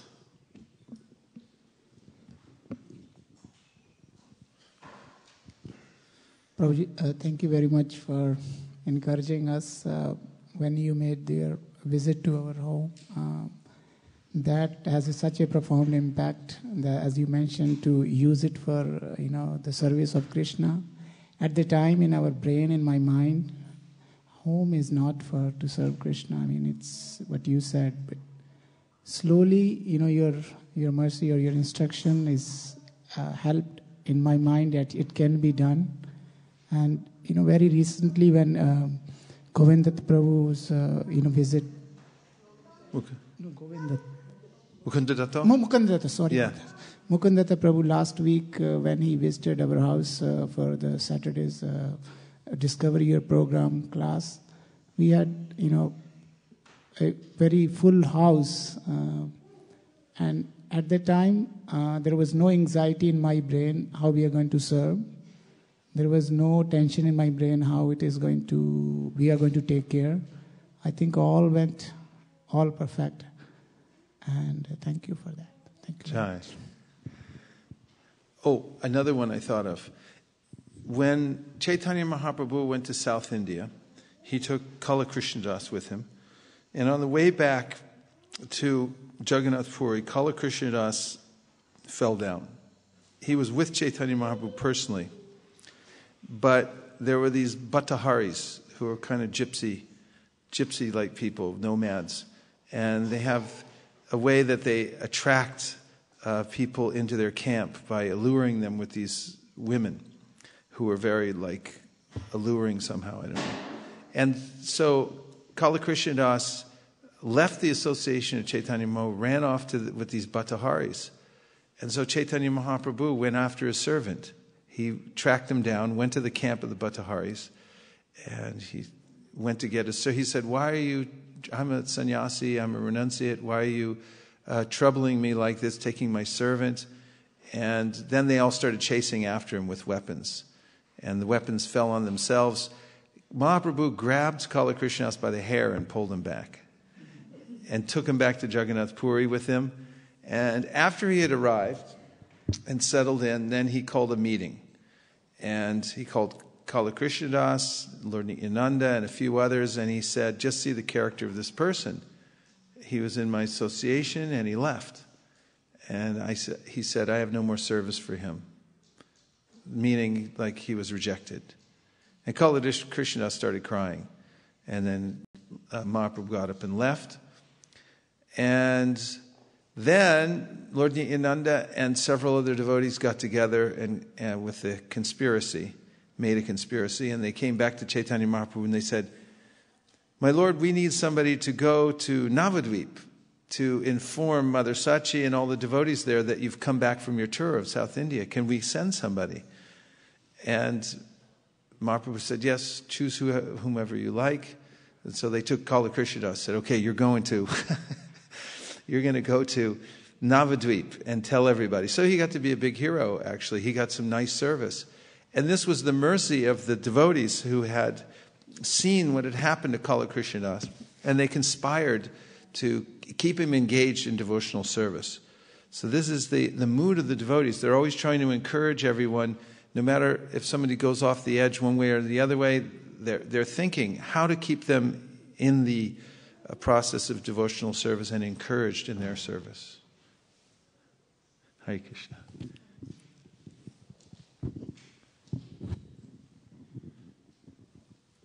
Hare Krishna, Prabhu.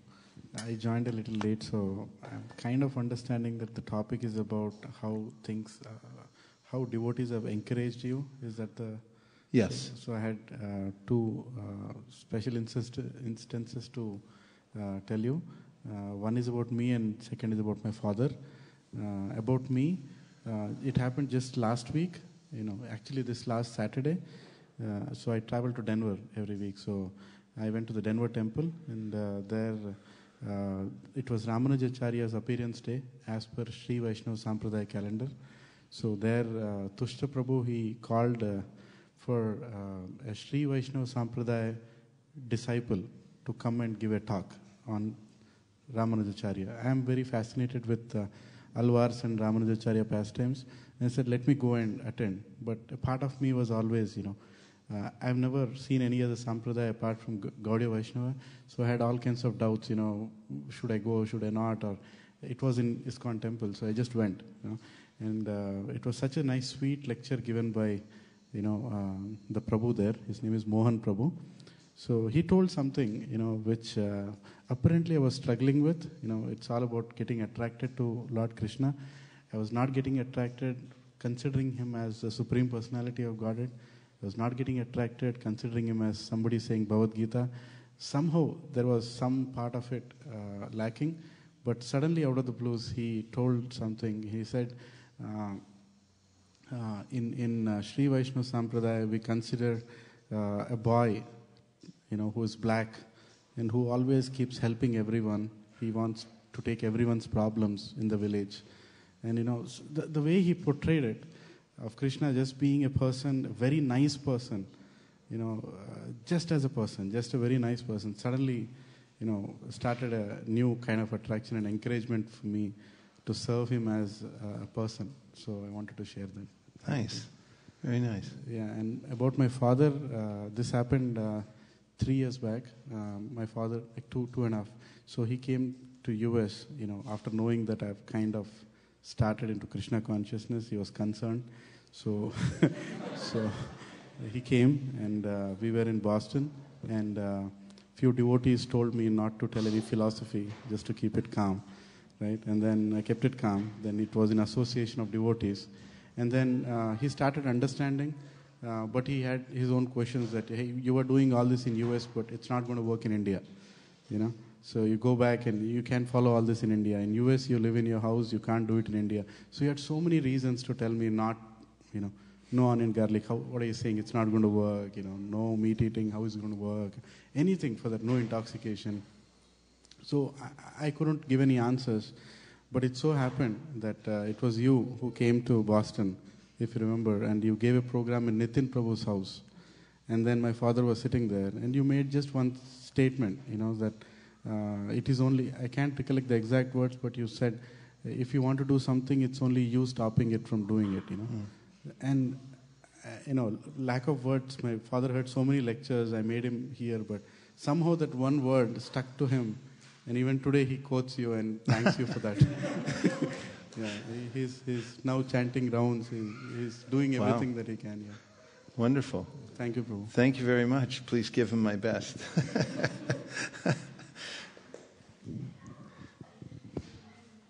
Yeah, it goes around the world. It's so powerful encouragement that it can act there can be a chain reaction from that also. Another one, yes, please. Yeah. Because he talked about his father, it reminded me about my father. Prabhuji, last year when I went to India, I took my father to Vrindavan. And then also in the Delhi ISKCON temple, when we went there, we forgot to take the prasadam. It's usually, custom to take some prasadam then, in typical temples there, but we didn't do that. And on the way back, we thought like we should take some prasadam home. So we should buy something from the Govinda restaurant. And then we asked for that. Then there they don't sell you the prasadam. It has to be offered. There was some prasadam was there, but it was not offered yet, some sweets. So I asked my father, let's take tea or something till they're going to offer it. They took like 10 minutes or maybe 15 minutes after it was offered. That has a profound impact on my father, like, it's not like in a typical a baniya shop back in India where you just do it, okay, Hare Krishna, Krishna, okay, done. 10 or 15 minutes of offering and then they got it back. That particular instant in my father's brain is, this is serious, something different, not a formality. I think I've shared with many people. It has also in my brain as well that even when we at home, sometimes we do, offering very quick, sometimes we do it. Even our daughter, Avantika sometimes, asked us, Krishna, let him give him some time to eat, don't just take it quickly back, So I think that has a very profound impact on my father and also on my mind. Very interesting, yeah. We keep ourselves close to the devotees, to the Dham, to the Bhagavatam, and there are many ways in which just by proximity, and we don't know exactly when it'll happen, how it'll happen, but there'll be an instant that will encourage us greatly in devotional service. You raise your hand, you got the mic, go ahead.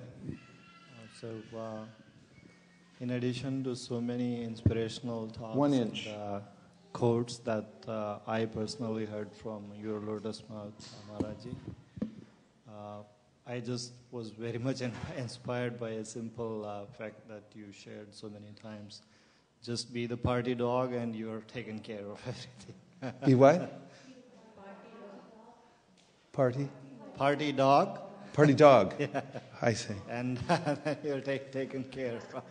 Oh, be like the dog of the Yeah. of the spirit of the Vaishnav. Mhm. Yeah. Thank you. It's very nice. Jai. Jai. Hare Krishna. Hare Krishna. Yes. Hare Krishna, Vaisesika. I wanted to share that I personally found very encouraging. Sometimes the devotees who hangs around, they're like devotee family members, but we don't see them so much often. But when they are around, for example, Shraddha Mataji, she's here, and Rakesh Prabhu, I don't see him so much. But when we had this devotee appreciation day, and that day Rakesh Prabhu had shared his realization, and he was really overwhelmed by the feelings of the love for the devotees and what devotees are doing. So just seeing his, overwhelming feelings and affection and love for the devotees, that can be also, that was so much deep, touched my heart, and I felt like so much encouraged by him. And I was just thinking, it's so sweet that we think that devotees who are always around the temple or always chanting or always engaged in something, but I just felt like even the devotees, even next to them, whoever they are, or even, it can be anything, and that can be also so influential in encouraging us in our spiritual life. So I just wanted to share that. Thank you, Hansa Priya. Very nice. Very nice. Thank you. Shamalangi? Prabhu, I wanted to share how I could increase the number of rounds I chanted. I never thought I would be able to, because one or two were more than enough for me. Very big credit goes to Shraddha Mataji. She would tell, just wake 5 minutes. I would say I don't have time in the morning. She would say just 5 minutes earlier so you can add one round, something like that. But still, I never thought that I could go up to 16. But what happened is when Govind Charan and Rasika Mataji, when they came here first time, so I happened to talk to Rasika Mataji, and I asked her that, Mataji, how long have you been chanting, 16 rounds? And she said, I used to chant 8 rounds for a while, and then on 9/11, when that incident happened, so her husband, Govind Charan Prabhu, he told her, now you should start chanting 16 rounds. See, nothing is permanent. Anything can happen tomorrow to you as well. And she started chanting 16 rounds since that day. So that one thing, I don't know, as you said, you don't know what is the exact point, what will encourage you. And the next day I started chanting 16 rounds. I don't know. So that had a very big impact on me. Wow. I thanked her on my initiation day also that, you have a very big role. So Yeah, very powerful. It reminds me, just these, hearing these stories about devotees who have a sudden breakthrough in their devotional service is very encouraging. While I was just traveling recently, we meet with a lot of devotees. Devotees just want to meet one-on-one and talk and, say what's going on. So one devotee was, I had talked to a while back about a service that he was planning on doing, but he was he had some obstacles. And one of them was that, he was smoking. So it was very difficult to give up this smoking habit. This nicotine is very hard to kick, this habit,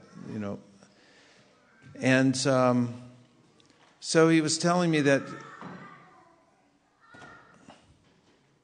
when he got some service, he became so eager to perform the service, and then he realized that it was either the smoking or the service. He couldn't do both. And so then he went before the deities in his temple, and he began praying. And he said he prayed so hard that tears came to his eyes, and were pouring down his face, and praying, please let me have this service. Please let me, give up this habit. And then he said it was like a miracle. It went away. And he had tried for years different programs and patches and gums and psychologists and hypnotists and everything, and nothing. But when he went and prayed to Krishna and tears came from his eyes, he said, it wasn't like I'm even trying to fight it or anything. He said it just went away. And he was so encouraged by that Krishna gave him that opportunity. He prayed for it. He gave him the opportunity. He said, okay, take the service. Give up this bad habit. And so great encouragement can come when we have these breakthroughs. In fact, nothing succeeds like success. And nothing is as encouraging as advancement. So when we get a little bit of advancement, we actually see, oh, this works. Actually, Krishna is reciprocating my desire and so forth. Then we become greatly encouraged, and we can encourage others also. This is actually when we're feeling encouraged by getting this kind of reciprocation, then we become more and more qualified to encourage others. So we have a little time for one more. Someone else had, yes, you've been trying to get in for a while. Okay, question. Hare Krishna, Prabhuji. Hare Krishna. I had this question about encouragement and surrender. Actually, I had kind of two questions linked together. So this question about encouragement is to get encouraged. You were talking about how... let me rephrase my question. So whenever we get an encouragement from either spiritual master or senior devotees, at least for me, most of the time there is some kind of blocks because of my anarthas, like lust, anger, greed, pride, can be any of them. So unless you really surrender to the authority or something, it's really difficult to take that encouragement because of your blocks. And I feel surrendering takes time. I mean, you cannot immediately surrender. I mean, it's a process. So how do we go about when you have this anartha which is blocking you from taking that encouragement and surrendering? If you don't have surrender, it's really difficult to take that as an encouragement. I hope I'm clear with my question. So, if I understood your question correctly, you're saying it's hard to accept encouragement when there are anarthas, and to get rid of anarthas is a process of surrender and so forth. Is that true? You can't take any encouragement when you have anarthas? Sometimes I feel that. Sometimes it's hard to accept encouragement? Yes. How do you mean that? What's it like an incident? If somebody tries to encourage you to do more, or is saying you're doing... a service, somebody wants to encourage me in a particular service and I don't know whether I want to do it and I want to do something else. Mm-hmm. Is that I'm not surrendered? Or, it's not, even that's a service, but maybe I'm interested in doing something else. So someone gives you an encouragement and you're not able to take it at the time, something like that. Sometimes we get encouragement and then we're not able to act on it right away. And then, but we keep that. It sticks, and it'll come back at the appropriate time. We'll be able to accept it. We should keep those things. And when we are ready, they'll manifest. So, it's not always that we can act on everything because we're at a particular point. But if a devotee is giving us some encouragement out of goodwill, then we should accept that there's a seed being planted that will fructify at some point because it's coming from the goodwill of a devotee. Also, encouragement, it should be, it's as I said earlier, it's an art. In a way, there's a way that we should administer encouragement in such a way that devotees can actually take it. And at every stage, there are kinds of encouragement that we can give to others, even if someone has anarthas and so forth. And mostly everybody does. Unless they're in the topmost platform of devotional service. So there's a way that we should accommodate those, or we should understand what position they're in and try to give them encouragement they can take in incremental steps. That's what encouragement means also, to find out what's appropriate for the person we're encouraging. Everyone can be encouraged at whatever level they're at. But how to take it, we have to prepare ourselves to accept. So, Guya Makyati Prichyati means that you not only you're giving, but also you're open for taking. So we have to practice taking encouragement also, because sometimes there's a way in which someone might have a feeling due to low self-esteem or something, that somebody gives them some encouragement, and then they might feel, oh, I can't take that, or something like that. But we should try to prepare ourselves to take encouragement, and if you can't take it right away, then save it and bring it out later when you can take it. I mean, Prabhupada's spiritual master encouraged him right when he saw him. The first second he saw him, he said, you should engage in preaching Lord Chaitanya's movement.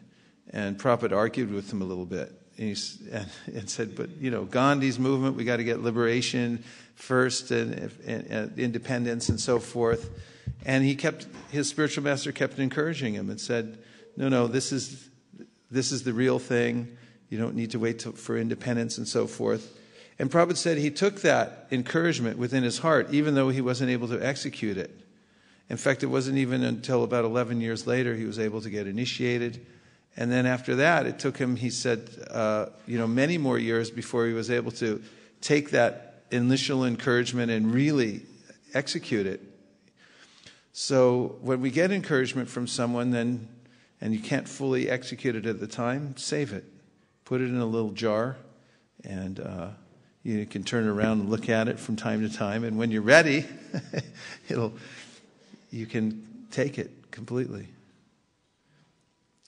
Malini, last point.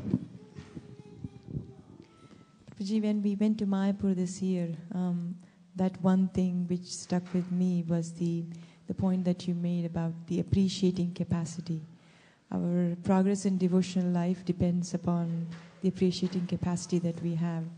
And then after that, I noticed so many instances that when I appreciate others, actually I feel happy, not that I'm trying to do something for others. And I felt that even the whole devotional service looks different when I have that appreciating capacity in my mind. Nice point. Prabhupada's point from the Chaitanya Charitamrita about the appreciating capacity. So tonight we've talked about this Pracodayat. Chud is the root word in Sanskrit, which means to encourage, to impel forward in a process. And pra is an intensifier. So prachud or prachodayat. And we should become prachodhikas, which means encouragers. This is what Vaishnavas do. They encourage everyone. They fan the spark in others that they see. And we should encourage ourselves also by taking full advantage of what we can take now. And knowing that by a little contact with devotional service every day in a sincere way, it'll grow into something profound. It will transform us no matter what situation we're in. Unfortunately, we have to stop because we still have to put the seats away. So you'll have to hold that for the next time. Srimad Bhagavatam ki jai, Shri Prahlad Maharaj ki jai, Shri Nrsingadev ki jai. And now we also have Nrsinga Chaturdasi, the day we've been waiting for a long time. Tomorrow, starting at 4:30 a.m., we're going to have Mangalartik, and then we'll have hearing and chanting throughout the morning, and then we're going to have an evening program here to celebrate Nrsinga Chaturdasi. And we'll also be hearing the Bhagavatam. We're almost to the end of the prayers by Prahlad Maharaj. Due to the diligence of the devotees who have kept the vibration going, we've read almost the full 7th canto over the last few weeks, which is a really wonderful yajna. And then we'll finish it tomorrow, come to the conclusion of that chapter. So everyone please come and get the mercy of Lord Nrsingadev. Go Premanande Haribo. And thanks to everyone who joined us online tonight. We really appreciate you being there. And we'll see you again tomorrow. Hare Krishna.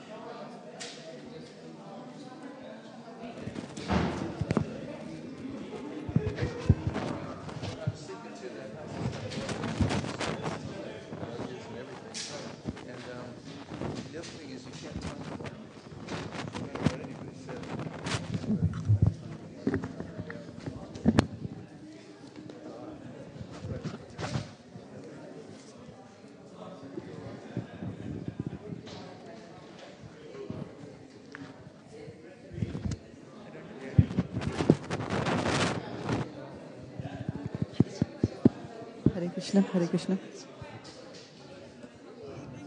Hare Krishna.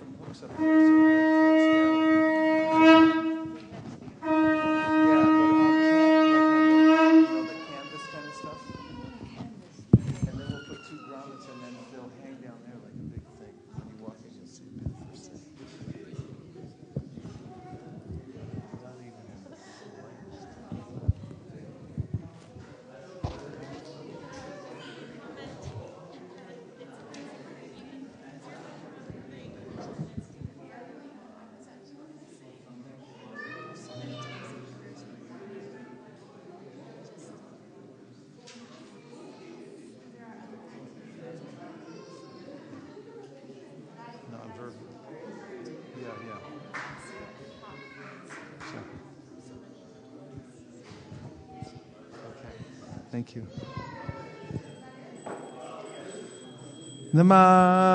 Namo Vishnu Padaya Krishna Prishtaya Bhutale Srimate Bhakti Vedanta Swami Iti Namine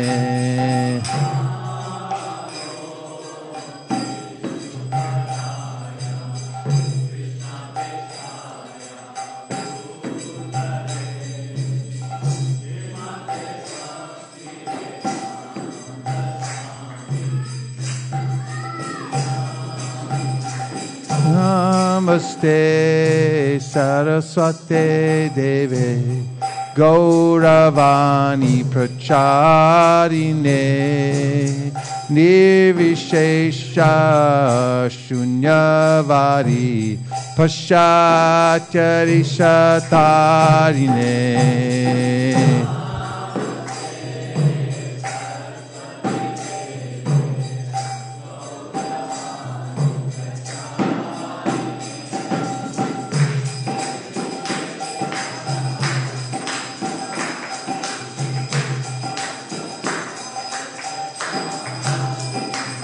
Jaya Jaya Gaura Chande Arutiko Shobha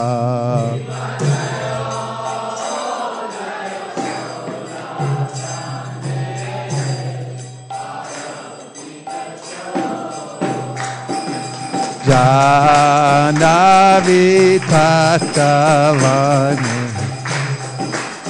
Jagamandaluba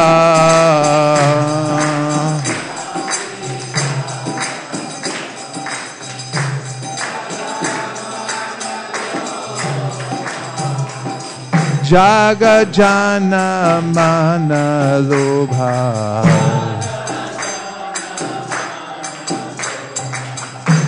Jagajana Manalubha Gaurangera Rotiko Shobha Jagajanamana Lobha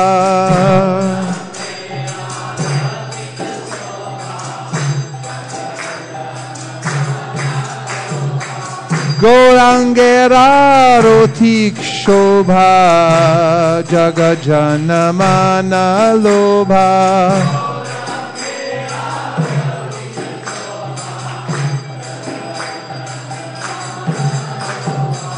Jagajana Manalobha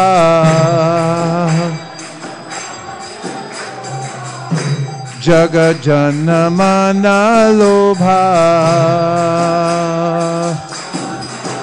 Haribol, Haribol, Haribol, Thai God, Haribol.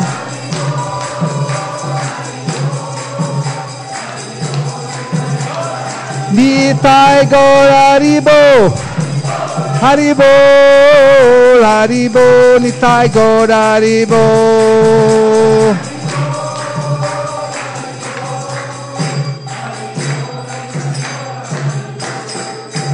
Dake Neni Tai Chan Bamega Dadhada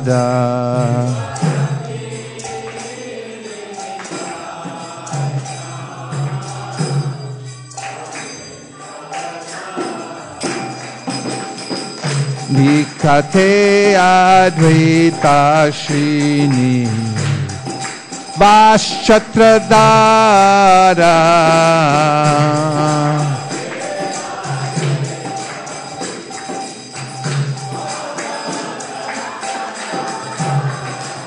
Bose Ache Gaurachan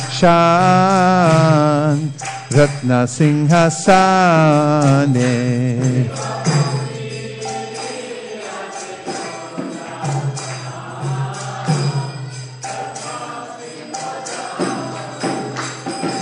Arati Korena Brahma Adideva Gane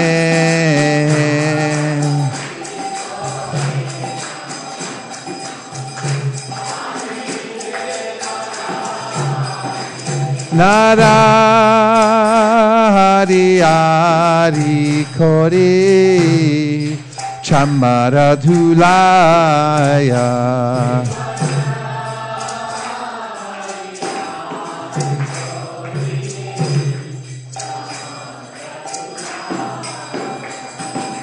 Sanjaya Mukunda Vasu Gosharigaya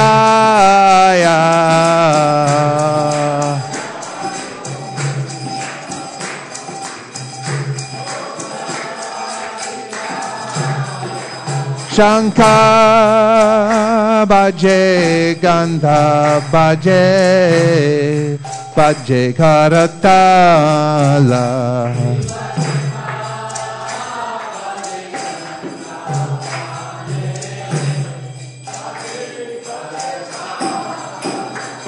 Hey Madhura Mridanga Bhaje Paramarasala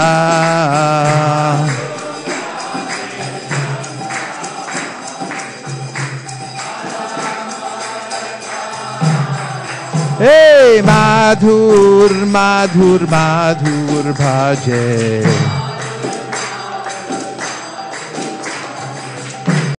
Madhur Madhur Madhur Bhaje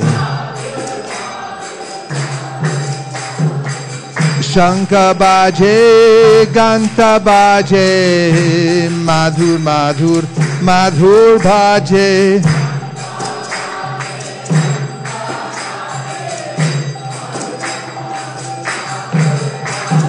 Shankha Bhaje Ganta Bhaje Madhur Madhur Madhur Bhaje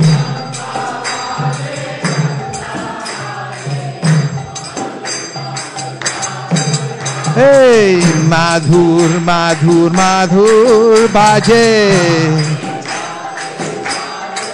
Oh Madhur Madhur Madhur Bhaje Haribol Haribol Haribol Thai God Haribol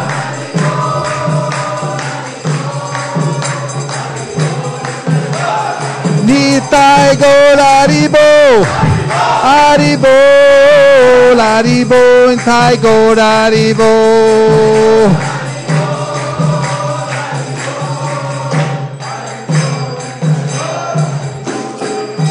Bahu Koti Tanda Jini Vadana Ujwala.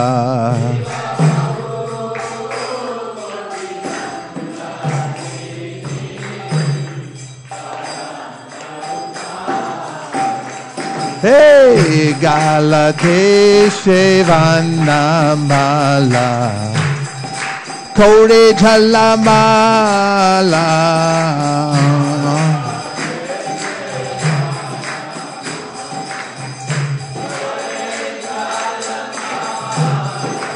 Shiva Shukanarada, Rime Gada Gada.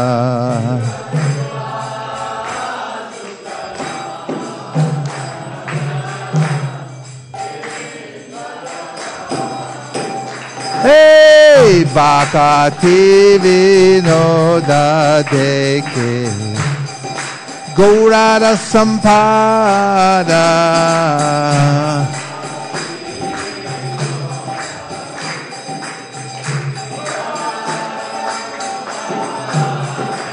Jai Shri Krishna Chaitanya Prabhu Nityananda Shri Advaita Gadadhar Shivasadi Gaur Bhakta Vrinda.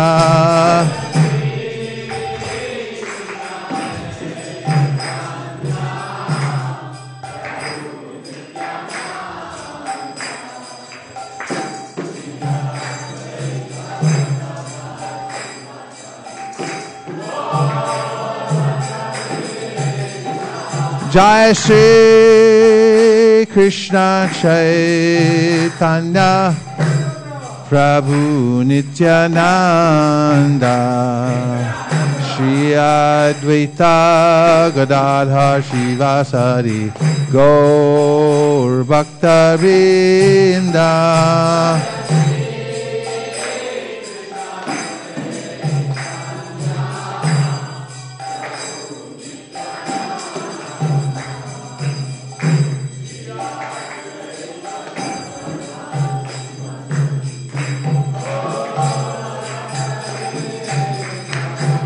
Shri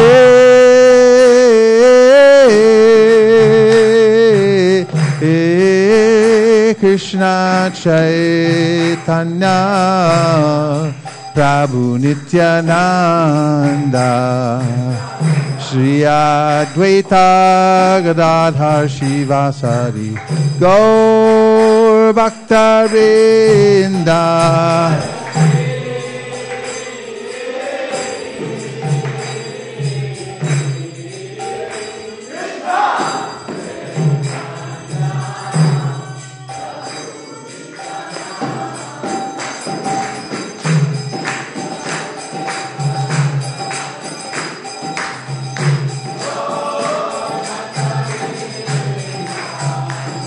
Hare Krishna, Krishna Krishna, Hare Hare, Hare Rama, Rama Rama, Hare Hare.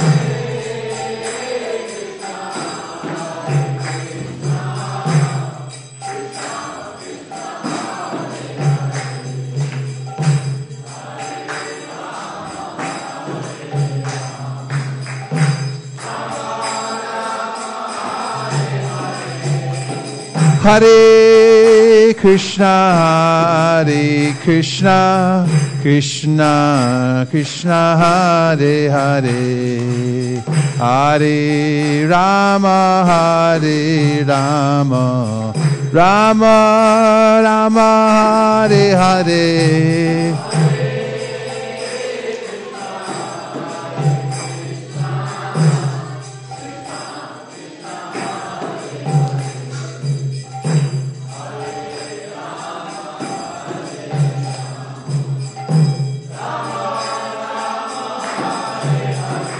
Hare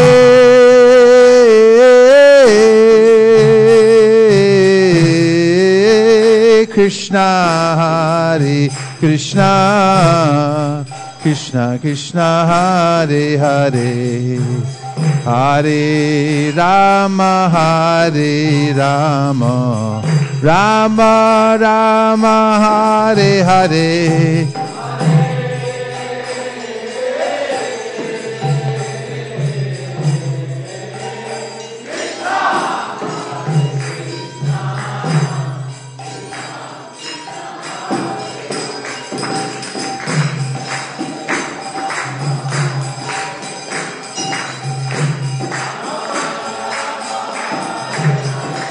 Hare Krishna, Hare Krishna, Krishna Krishna, Hare Hare, Hare Rama, Hare Rama, Rama Rama, Hare Hare.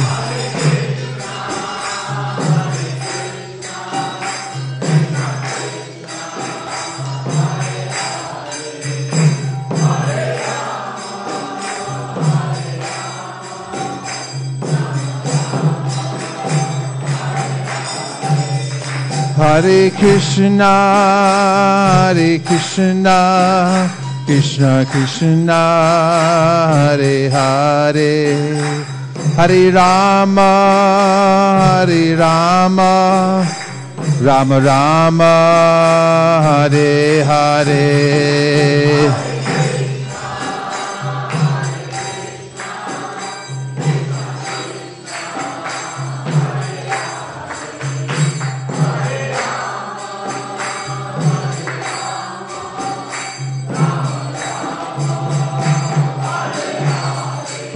Hare Krishna, Hare Krishna, Krishna Krishna, Hare Hare, Hare Rama, Hare Rama, Rama Rama, Hare Hare.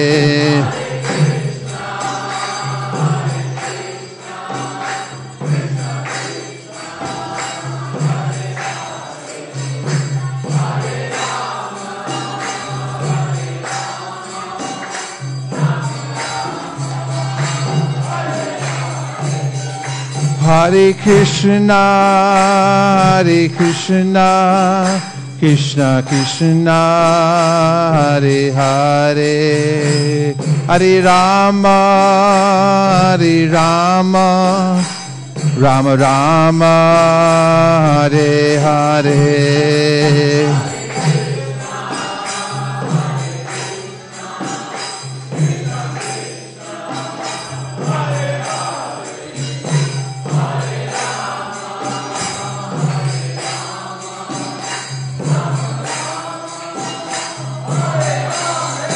Hare Krishna, Hare Krishna, Krishna Krishna, Hare Hare, Hare Rama, Hare Rama, Rama Rama, Hare Hare.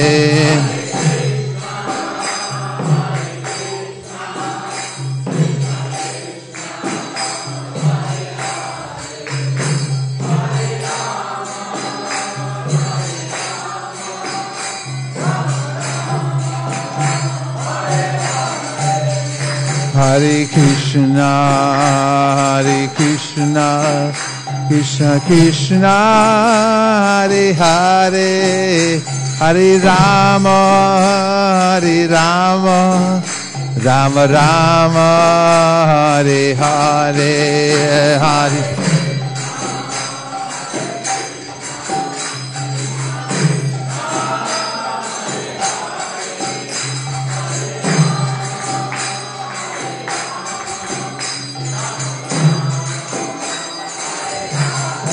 Hare Krishna, Hare Krishna, Krishna Krishna, Hare Hare, Hare Rama, Hare Rama, Rama Rama, Hare Hare.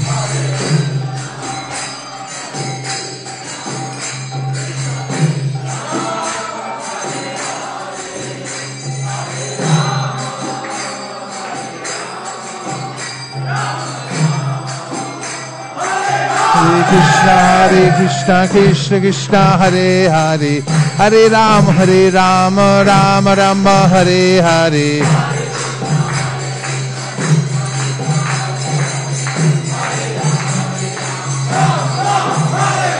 Hare Krishna Krishna Krishna Hare Hare Hare Ram Ram Rama Hare Hare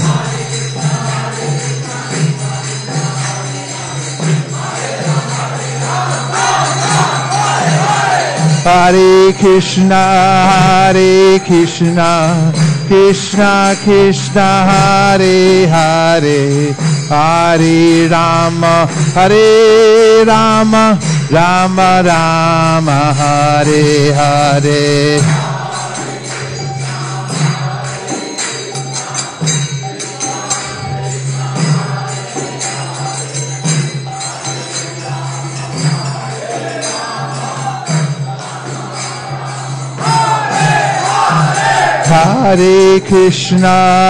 Hare Krishna Krishna Krishna Hare Hare Hare Rama Rama Rama Hare Hare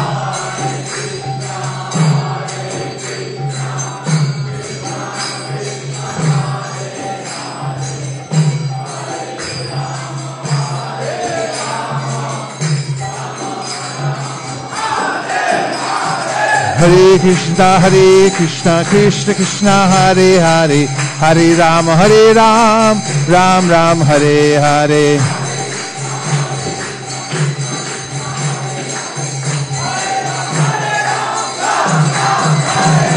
Hare Krishna Krishna Hare Hare Hare Ram Ram Hare Hare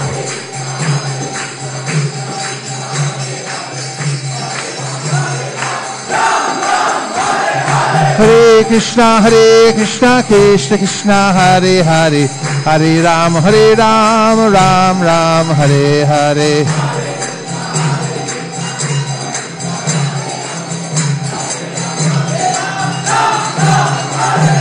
Govinda Jai Jai Gopala Jai Jai Govinda Jai Jai Gopala Jai Jai Radha Ramana Hari Govinda Jai Jaya Radha Ramana Hari Govinda Jai Jaya Govinda Jai Jaya Gopala Jai Jai Govinda Jai Jaya Gopala Jai Jai Hey Radha Ramana Hari Govinda Jai Jaya Radha Ramana Hari Govinda Jai Jaya Hari Bol Hari Bol Hari Bol Nitai Goda Hari Bol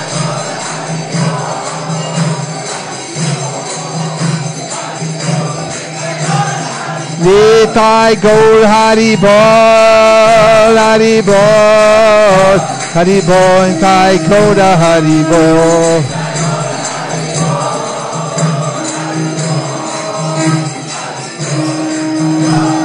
Nitai Gaur Hari Bol Hari Bol Hari Bol Nitai Gaur Hari Bol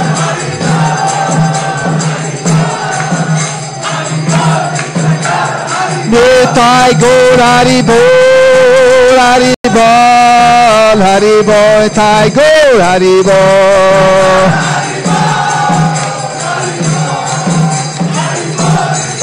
Hare Krishna Krishna Krishna Hare Hare Hare Rama Rama Rama Hare Hare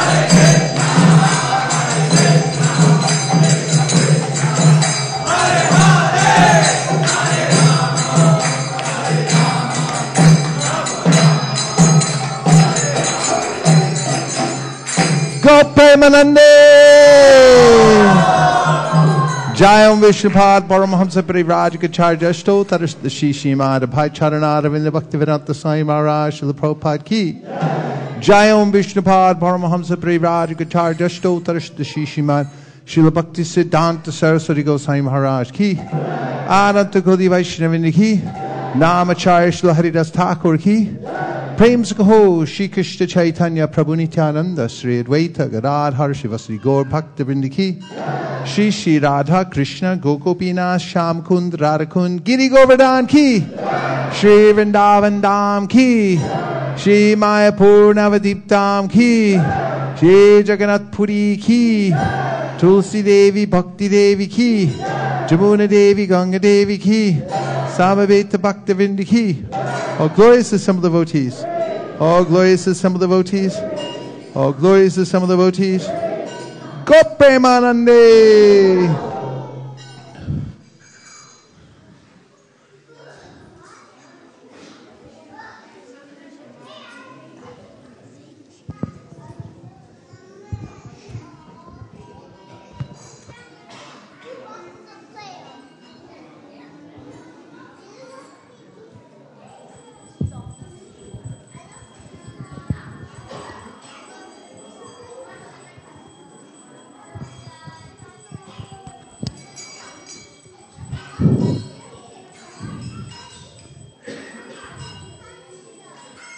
Namaste Narasimhaya.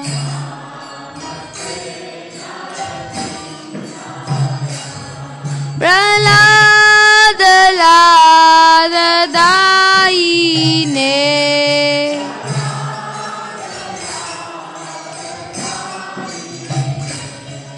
Hiranyakashi Purvaksha.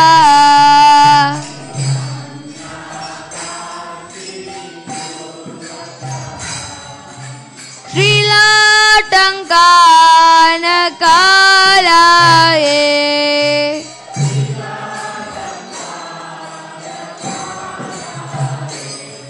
Ito Narsimha Parato Narsimha.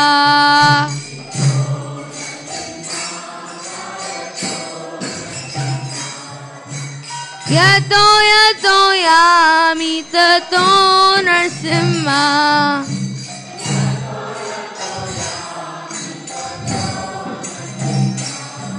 Bahir Narsimha Nidaye Narsimha.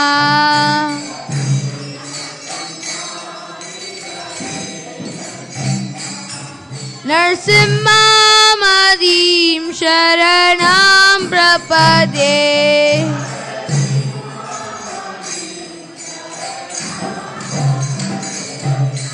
Tavagara Kamalavare Nakam Adhuta Shringam Dalita Hiranyakashipu Tanu Bringam Keshavadita Narahari Rupa Jai Jagadish Hare. Jai Jagadish Hare. Jai Jagadish Hare.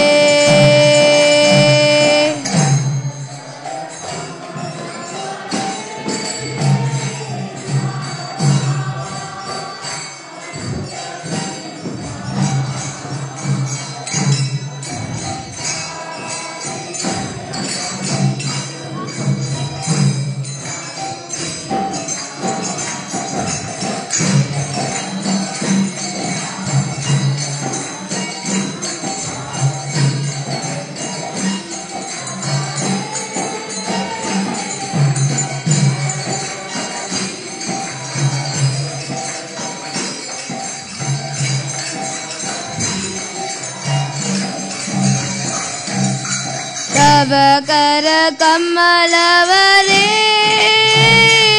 Nakam Adhuta Shringam Dalita Hiranyakashipu Tanuvringam Keshavadita Narari Rupa Jai Jagadish Hare Jai Jagadish Hare Jai Jagadish Hare.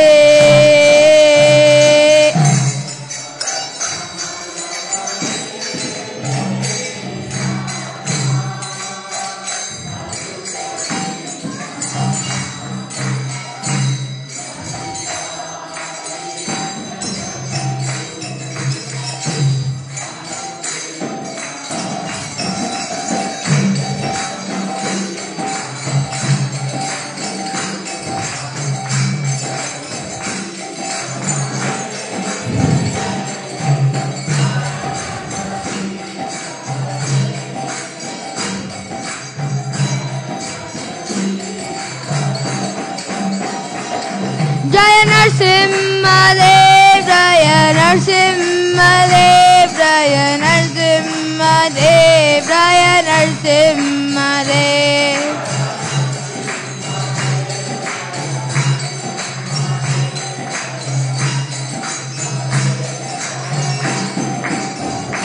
Jaya Bhakta Prahlad, Jaya Bhakta Prahlad, Jaya Bhakta Prahlad, Jaya Bhakta Prahlad.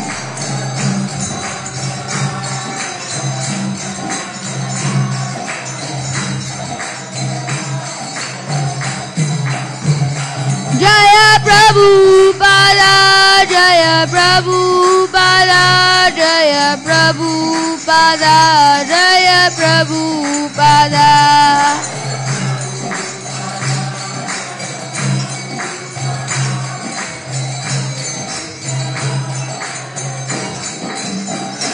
Jaya Guru Deva, Jaya Guru Deva, Jaya Guru Deva, Jaya Guru Deva.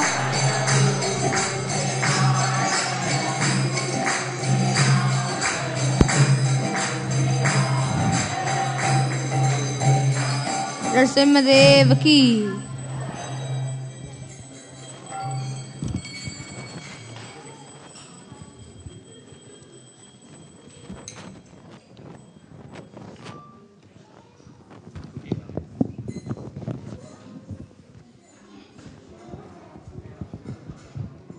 .30 is Mangalartik tomorrow, and then 6 o'clock in the evening we'll start the festivities anew for the Nrsimha Chaturdasi, the appearance day of Lord Nrsimhadev. And we'll also continue the reading in the Srimad Bhagavatam tomorrow, coming to the end of the pastime of Lord Nrsimhadev.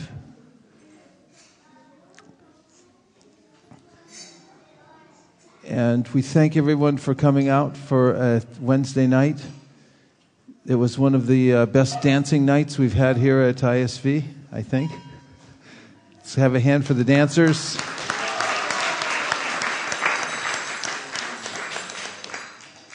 And tonight, Bhaktavatsal Prabhu and Pracodayat Prabhu, who came in quite early and have been cooking away for some time, have cooked for all the devotees tonight. Hare Krishna. Anyone visiting for the first time here at ISV? First time to the temple? First time. Thank you very much for coming. Well, why don't you pass over the microphone? Maybe our new guests can introduce themselves.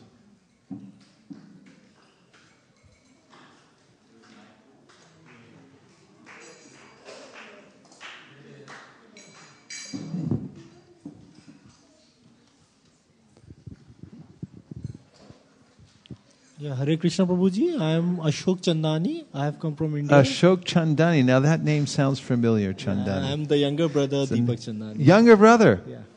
Let's welcome the younger brother of Damodar Vamsidhari Prabhu. A little more, come on. Wow, nice to have you here. How many other siblings are there? My wife and my 2 kids are here. I see. And we have got 5 sisters. And we are 2 brothers. 5 sisters. Are they coming too? No. Nice. So you're visiting? Yeah, we have come for a visit. Oh, you're most welcome. We're so happy to have you here. We're very proud of Damodar Vamsidhari. He's the pillar of our ISV movement here. He performs devotional service like he has 5 heads in every direction, taking care of so many of the operations here, and talking about encouragement and enthusiasm. He is the paragon of these qualities. We're very happy to have you here. Thank you very much for coming. Hare Krishna. Prabhu, I'll also like to introduce my nephew. He is Dhairya, and Ashok's wife is Vinita. Oh, welcome. Nice to see you here. Hare Krishna. Welcome. And Mahi. And who is that waving at us? That's their daughter, Mahi. Hashi. Hare Krishna. Namaskar, Prabhu. Mahesh Kumar. Mahesh Kumar, Yeah. welcome. Where are you coming from? Arizona. Arizona. Let's welcome Mahesh from Arizona. Is it a visit? I will be moving here, so. Haribo! Another bigger hand. Have you been associated with the ISKCON temple in Phoenix or Tucson? Yes, I go there. In Phoenix? Mm-hmm. Oh, nice. Well, welcome. When are you moving to the Bay Area?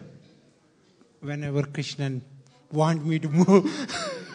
What about whenever we want you to move? So well, I'm great. the younger brother of Ariyesh. Is that right? We haven't met yet, have we? And how many brothers do you have?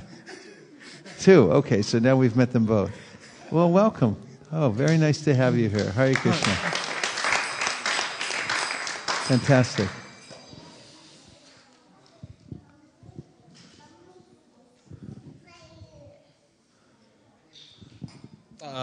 My son, this is his first time to the temple. First time to the program. He's come to the temple. Acha. His name is Prithvi. Prithvi. Let's welcome Prithvi. Haribo. He looks ready for sankirtan, to be honest. Prithvi was born on the day of appearance day of Srila Prabhupada. Is that year. right? Yeah. Good job, Prithvi. Welcome to ISV. Hare Krishna.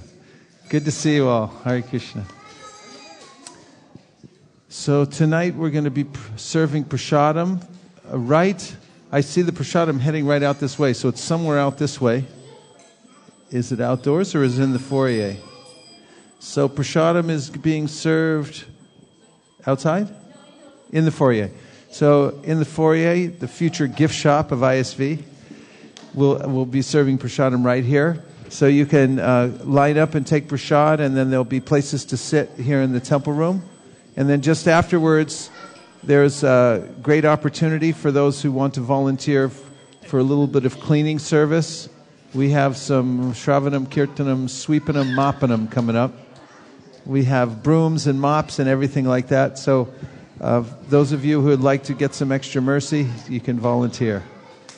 Hare Krishna, Go Premanande Haribo, Sharirad Vijajal, Jodendriya Tahika, Jibe Bile Vishaya Shagare, Dharma De Divaiti, Lobamai Sudurmati, Take Jeta Katina Shangshare, Krishna Boradoyamoy, Puribare Jivajai, Shaprashar Nadilobai, Shenamrita Pao, Radha Krishna Gunagao, Premi Dako Chaitanya Nitai, Ma Prashade Govinde, Nama Brahmani Vaishnave, Swapa Punya Vatam Rajan, Vishvaso Navijayate, Prasade Sarva Dukanam, Hanirasyo Pajayate, Prasanna Chetaso Yashu Bhudiparya Vatishtate Bhagavat Shri Mahaprasariki Gopremanande Nitai Gaura Haribol Haribol Haribol Nitai Gaura Haribol.